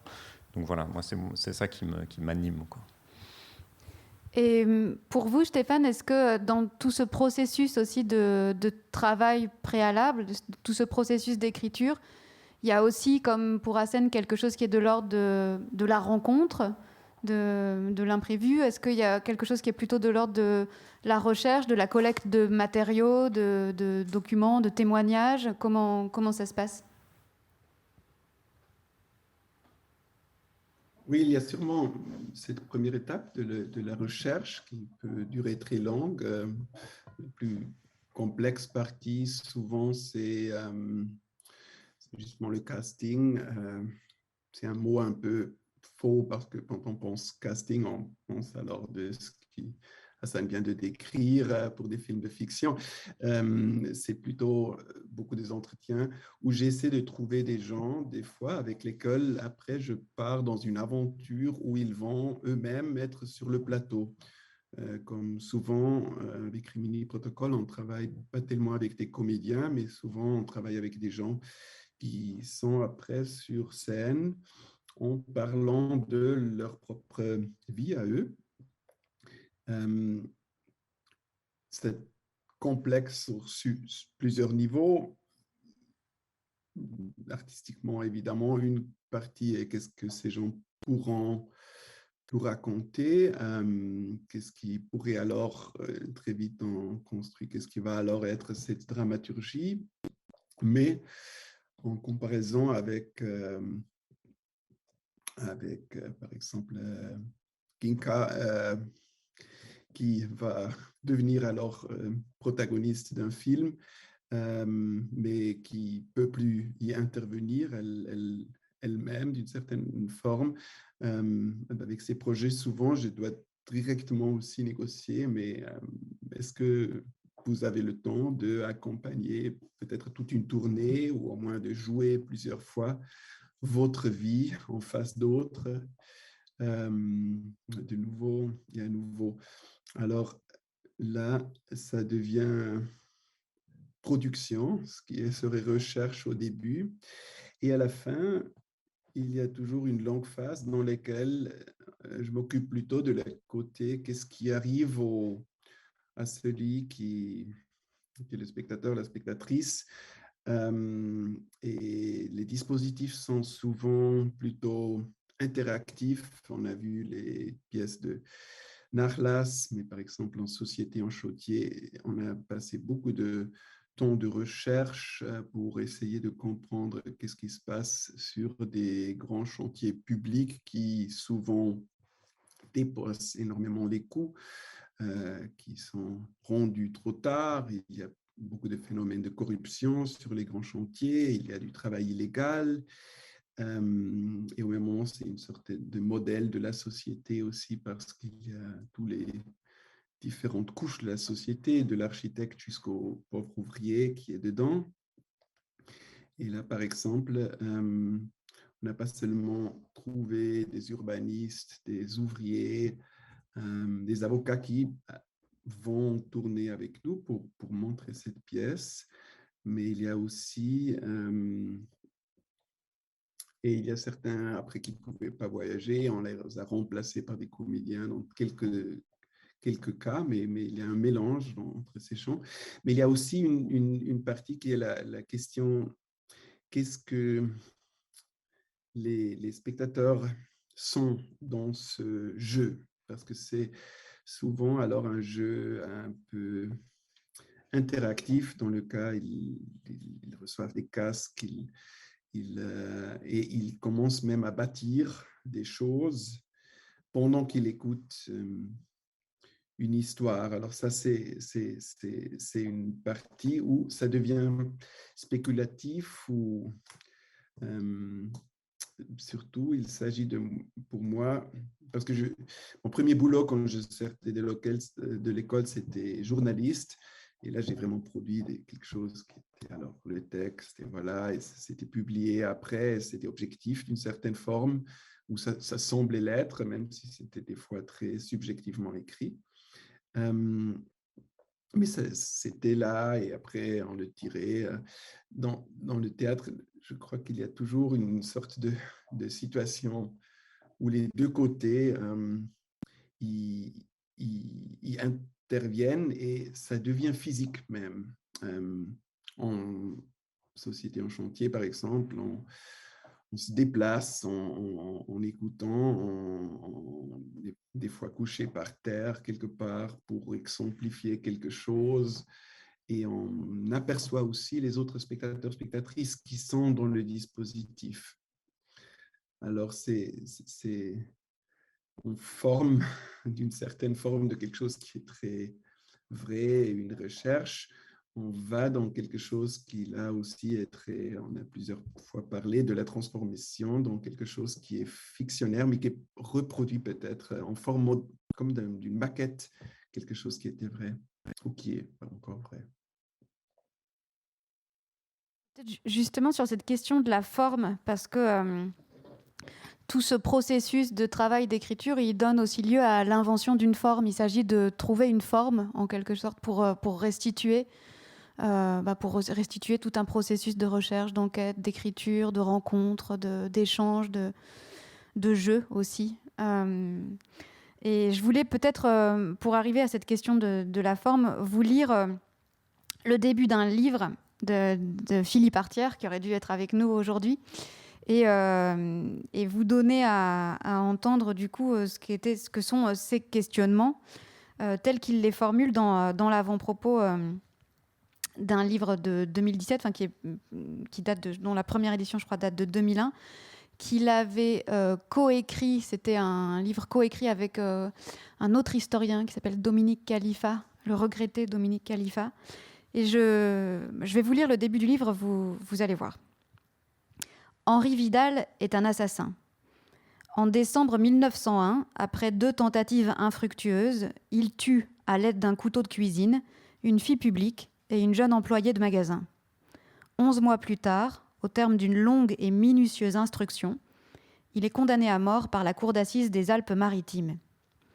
Gracié par le président Émile Loubet, qui commue la peine capitale en celle des travaux forcés à perpétuité, il est transféré en Guyane, où il meurt en juillet 1906, à l'âge de 39 ans. Vidal aurait pu être l'un de ces engloutis, de ces effacés que l'histoire ne cesse de produire. L'écho de ses crimes l'en écarta. Figure noire, il survécut à sa mort par l'ampleur des discours que ses actes suscitèrent. Non qu'il appartienne à ce panthéon des assassins qu'entretiennent les causes célèbres ou les annales du crime, mais en raison de l'étonnant amoncellement de récits et de commentaires, judiciaires, médicaux, médiatiques, personnels, qui suivit ces méfaits et qui finit par construire une nouvelle intrigue, peu à peu dissociée de l'événement initial. C'est à Henri Vidal que les deux auteurs de ce livre, donc Philippe Artière et Dominique Khalifa, doivent ainsi de s'être rencontrés, presque 90 ans après sa mort. L'un de nous avait croisé sa silhouette à la une des quotidiens populaires, l'autre remarqué son autobiographie dans un dépôt d'archives. Nous ne nous connaissions pas, Vidal nous présenta. L'assassin ne songea pas longtemps à nier les faits dont il était accusé, et dont la matérialité sinistre était attestée par les cadavres de ses victimes. Aucun doute ne peut subsister sur la réalité des faits pour lesquels Vidal a été condamné, note avec raison le procureur général d'Aix-en-Provence. Il n'y a donc à revenir ni sur la réalité de ces crimes, ni sur la culpabilité de Vidal. La question de sa responsabilité n'offre pas davantage d'intérêt. On en disserta longuement à l'époque. Plusieurs expertises, médicales et psychiatriques, furent réalisées. Des savants examinèrent le corps et le passé de Vidal. Ils scrutèrent son cerveau, évaluèrent ses compétences. Diverses interprétations furent avancées, parfois contradictoires, qu'on résuma au procès en évoquant une responsabilité légèrement atténuée. Nous ne désirons pas non plus rouvrir ce dossier-là. À quoi bon cela servirait-il ? Vidal est mort depuis longtemps. Ses parents, ses proches, ceux de ses victimes et tous les autres acteurs du drame aussi. L'historien, de plus, n'a pas vocation à nos yeux à se faire policier, avocat ou artisan d'une expertise judiciaire du passé.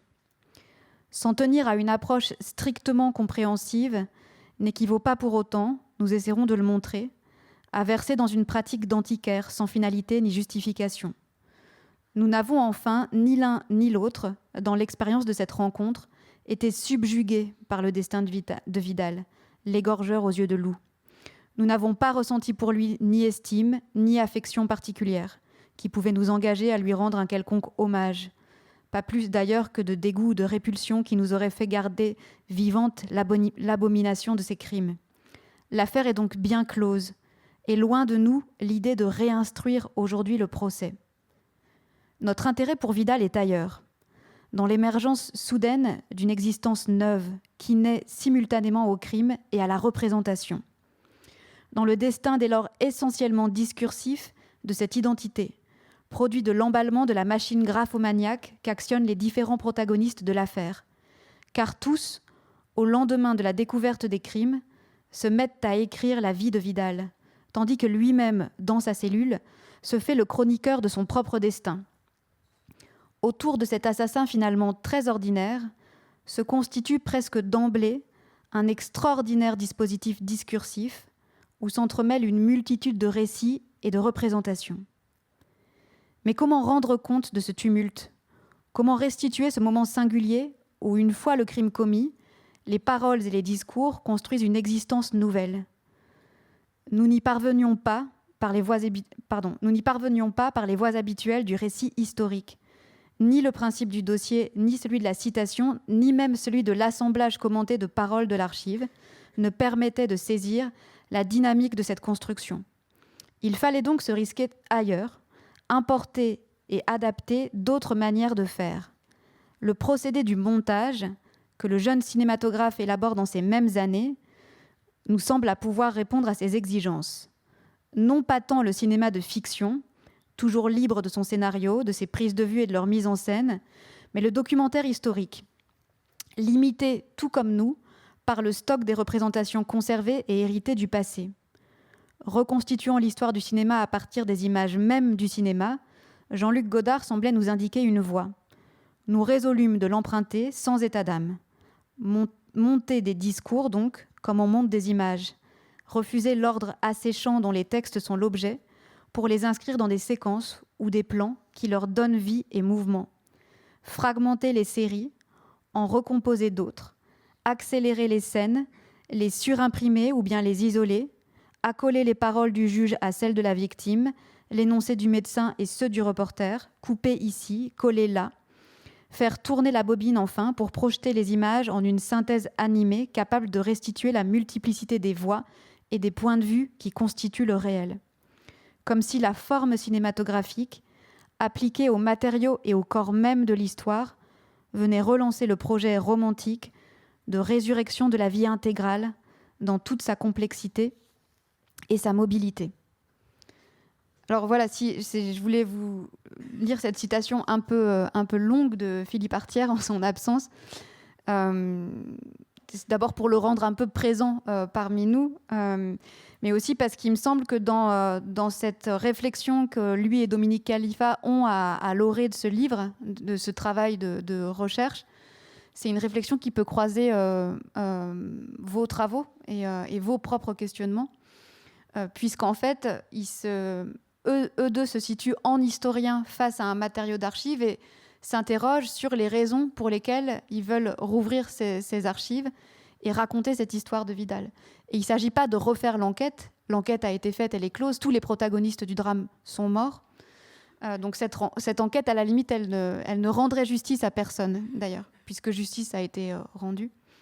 Mais il s'agit plutôt de rechercher autre chose. Et je trouve qu'il y a quelque chose d'intéressant quand il expliquait qu'il ne s'agissait pas de se substituer ni au juge, ni à l'avocat, ni au médecin, mais de situer son savoir dans un autre rapport qui ne serait pas un rapport d'expertise. Et je trouvais intéressant l'idée de savoir aussi où on se situe pour produire ce type de savoir, à quel endroit on se place, quelle position on occupe au regard de ces protagonistes ou de cette archive, au regard de ces personnages, quelles relations affectives ou non, d'ailleurs, on entretient avec eux. Et puis l'autre aspect, c'est au fond quelle forme on donne à ce récit, et qui ne sera pas nécessairement un assemblage ici d'archives et de discours historiographiques, mais qui passerait par une autre forme, par une forme qui pour eux est celle du montage, d'un montage qu'ils empruntent au cinéma mais qu'ils pratiqueraient ici en écrivain, en historien.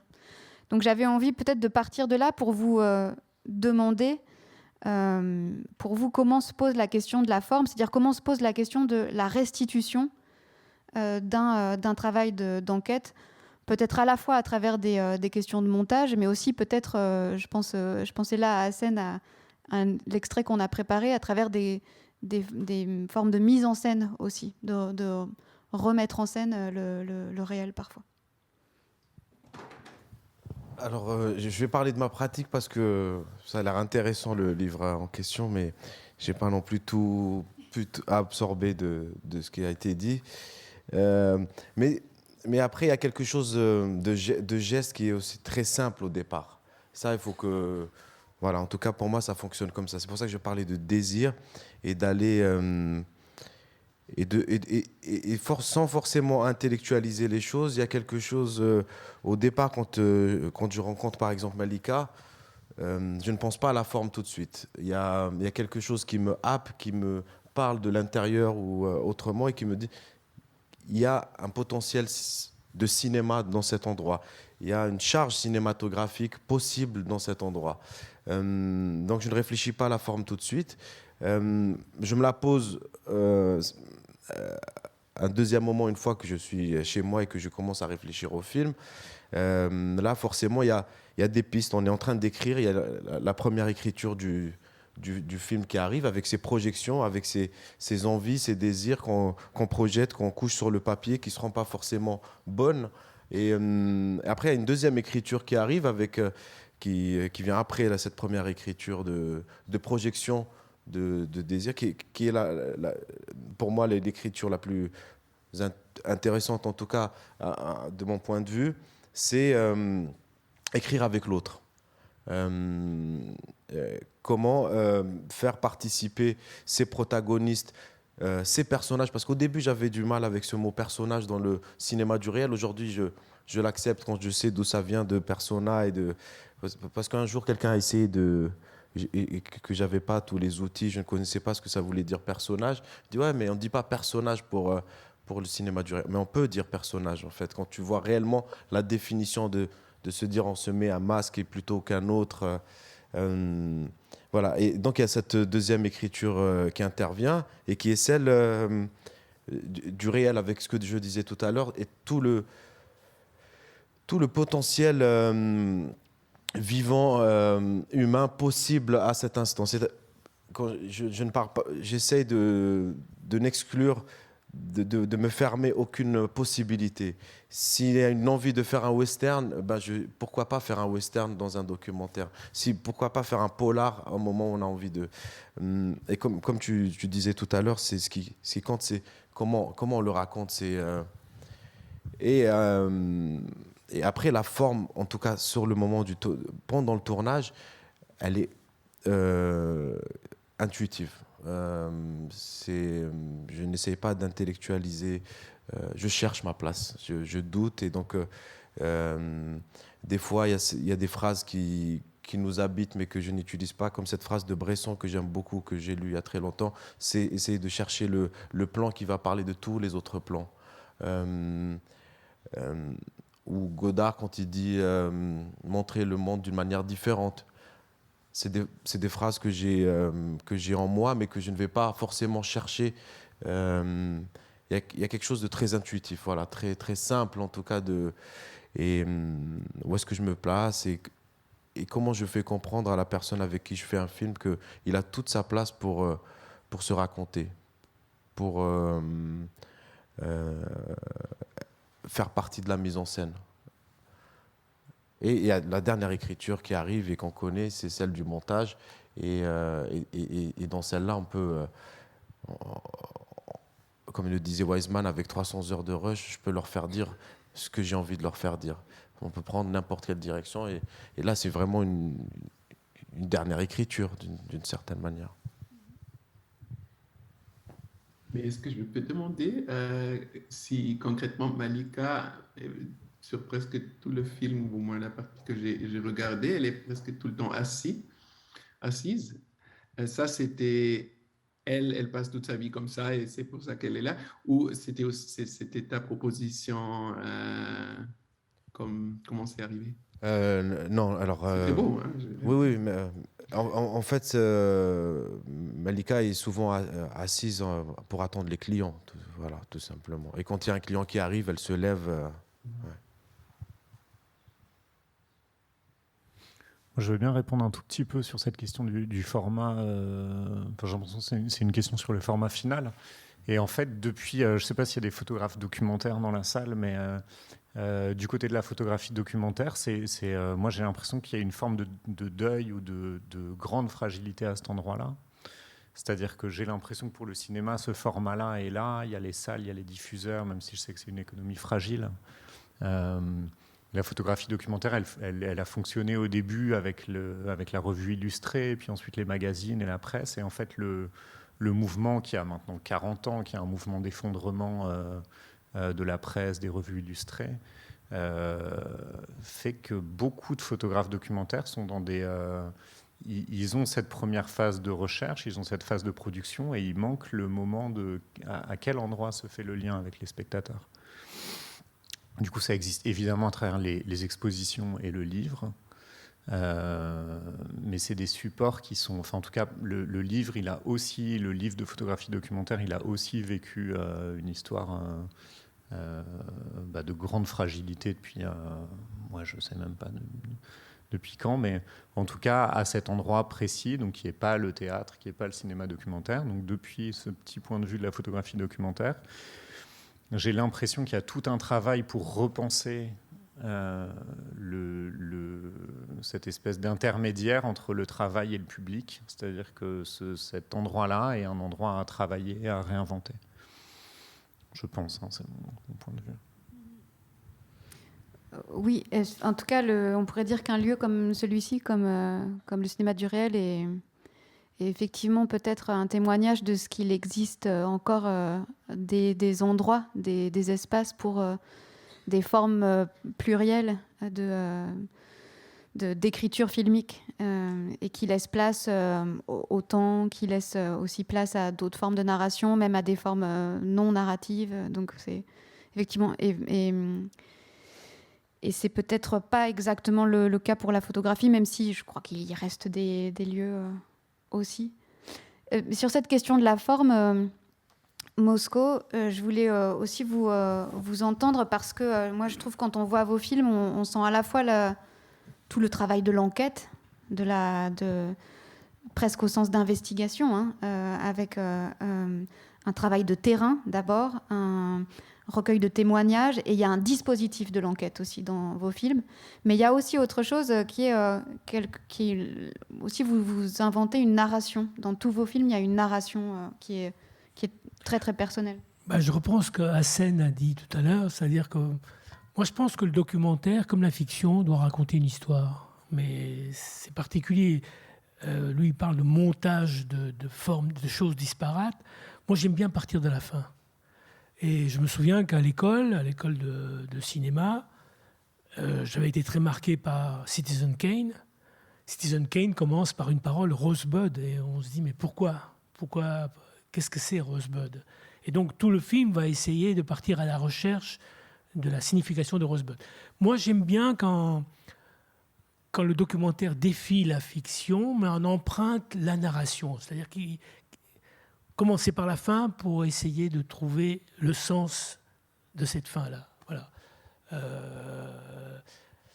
Donc j'aime beaucoup les films d'enquête. Par exemple, vous partez d'un cadavre et vous essayez de savoir pourquoi cet homme a fini ici.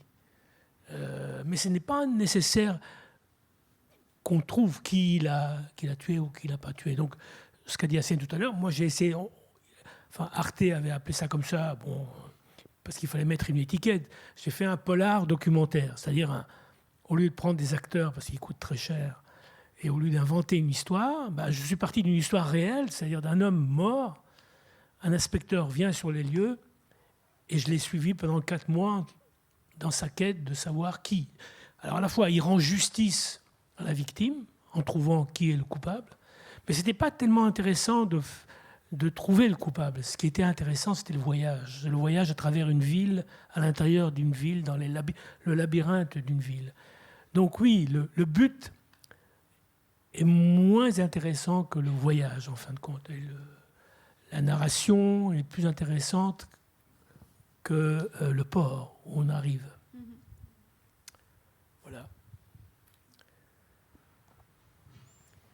Stéphane, vous voulez intervenir ou sinon on peut regarder un extrait. Un extrait dans lequel Malika se lève. Ah, ok. Oui.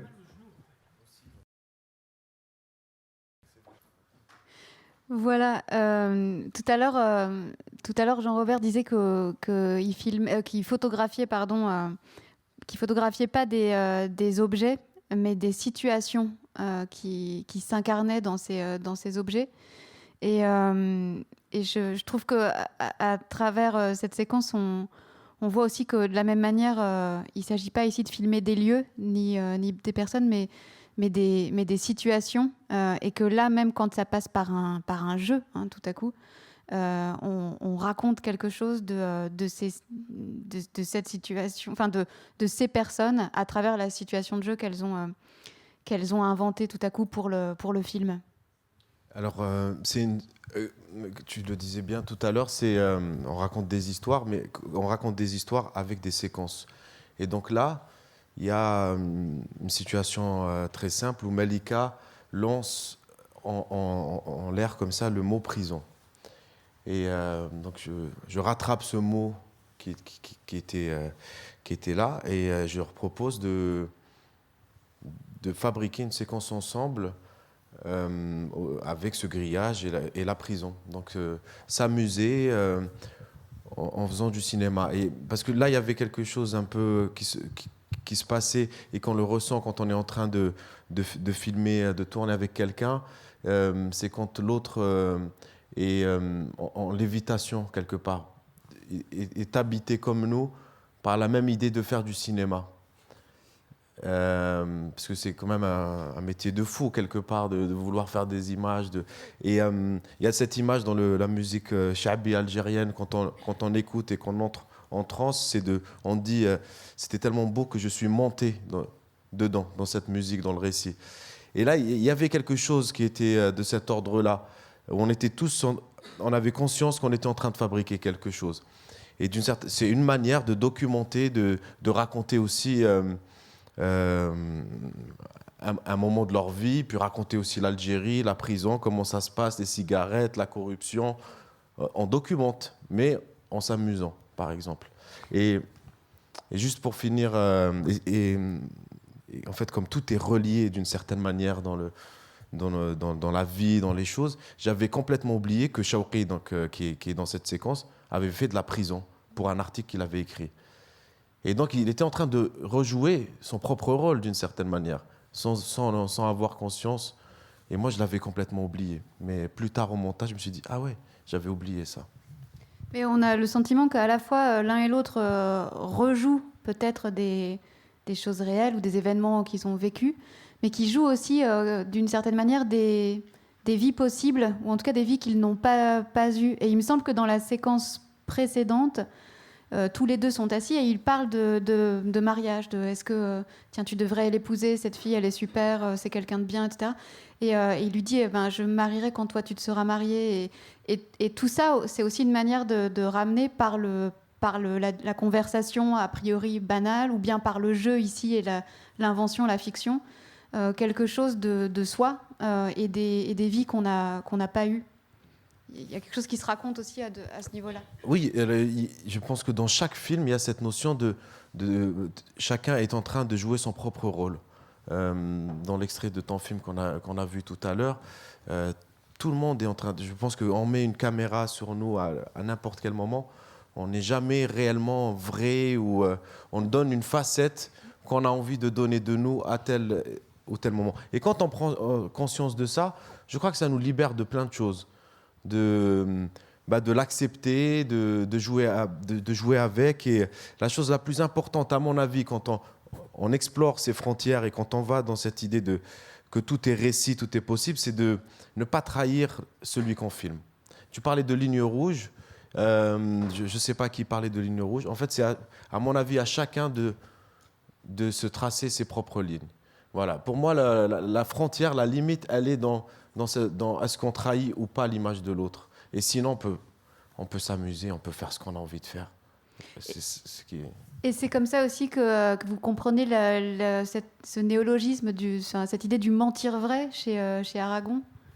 Complètement. Si on prend une séquence de celle où j'intègre un comédien dans ce film-là, donc c'est Mel Hakim qui arrive et qui cherche un frère disparu dans cette séquence, et qui entre chez Malika, qui n'est pas au courant que lui est comédien. Et, alors, on part du principe que c'est un pari.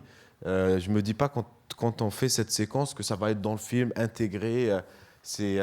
J'appelle mon ami qui est comédien, je lui dis, est-ce que ça te dit de jouer un rôle dans un film du réel, donc tu dois venir d'Alger pour ça. Donc il accepte, c'est quelqu'un qui aime ces expériences. Mais je trouve que Malika se dévoile autrement. Voilà, elle n'est pas forcément en train de parler d'elle, parce que son histoire qu'elle raconte d'avoir perdu une fille ou pas n'est pas finalement, c'est pas ce qui est le plus important de le savoir, mais c'est comment elle se révèle, quelle est la faille qu'elle nous donne à voir, l'interstice de la vie qu'elle nous donne à voir à ce moment-là. C'est ça qui m'intéresse. Et puis pour la petite anecdote, Samir, donc le comédien, il m'avait dit, j'ai beaucoup aimé ce rôle que tu m'as donné, parce que déjà il n'y a pas à couper.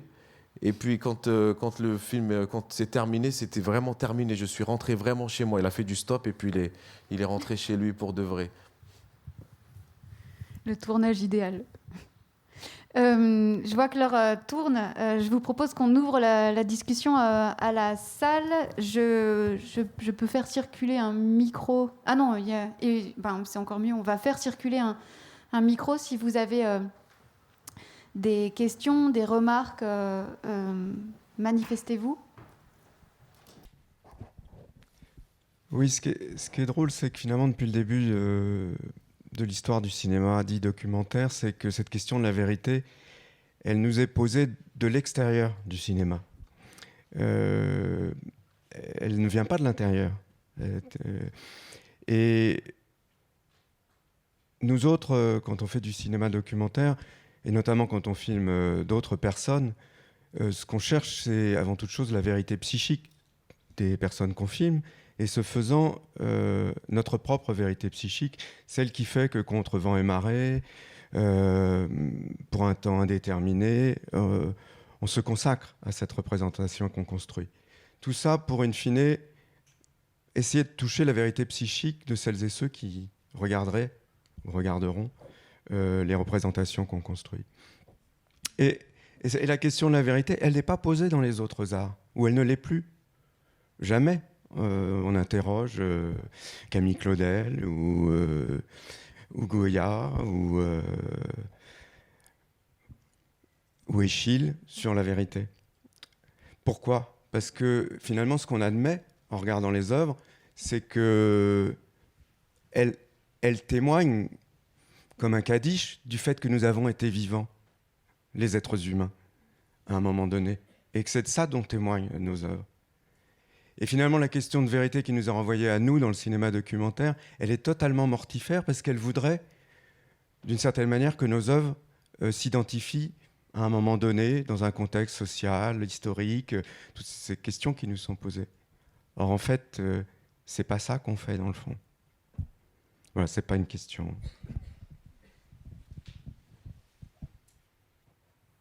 Oui, c'est très beau et ça me fait penser qu'il aurait fallu qu'on invite également à cette table ronde un psychanalyste ou une psychanalyste. Est-ce que je peux vous raconter une blague qui va dans ce sens-là et c'est une blague que m'a racontée le cinéaste palestinien Raed Andoni, qui fait à la fois de la fiction et du documentaire. Ce sont deux clochards qui sont attablés à un comptoir de café. Ils sont vraiment très mal mis. Et puis il y en a un, le premier, qui dit à l'autre, tu sais, en réalité, je suis un homme très riche. J'habite Neuilly. Et l'autre lui dit, je te crois pas. Allons-y. Et ils vont à Neuilly, et ils se retrouvent devant un très bel immeuble. Et le premier dit à l'autre, tu vois la terrasse qui est là-haut ? Eh bien, c'est la mienne. Et l'autre lui dit, j'en reviens pas. Sort de l'immeuble une très très belle femme, très bien habillée, et qui monte sur le siège passager d'une Mercedes. Et il dit, tu vois cette femme ? En réalité, c'est la mienne. Et sort à ce moment-là de l'immeuble un monsieur qui se met au volant de la belle voiture à côté de la femme. Et le premier dit à l'autre, et cet homme, c'est moi. Est-ce qu'il y a d'autres questions ? Ou d'autres réactions ? Ou d'autres blagues ?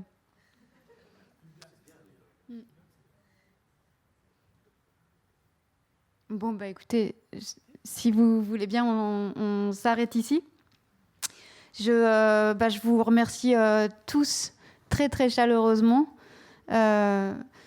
Merci Hassen, Jean-Robert, Mosco. Merci Stéphane d'être resté connecté et en direct. Et puis merci au public. Et je vous donne rendez-vous pour celles et ceux qui le peuvent, parce que je crois que la séance est complète, à 20h40 pour la projection du film de François Caillat avec Édouard Louis et Sandra Laugier. Voilà, merci beaucoup et à tout à l'heure.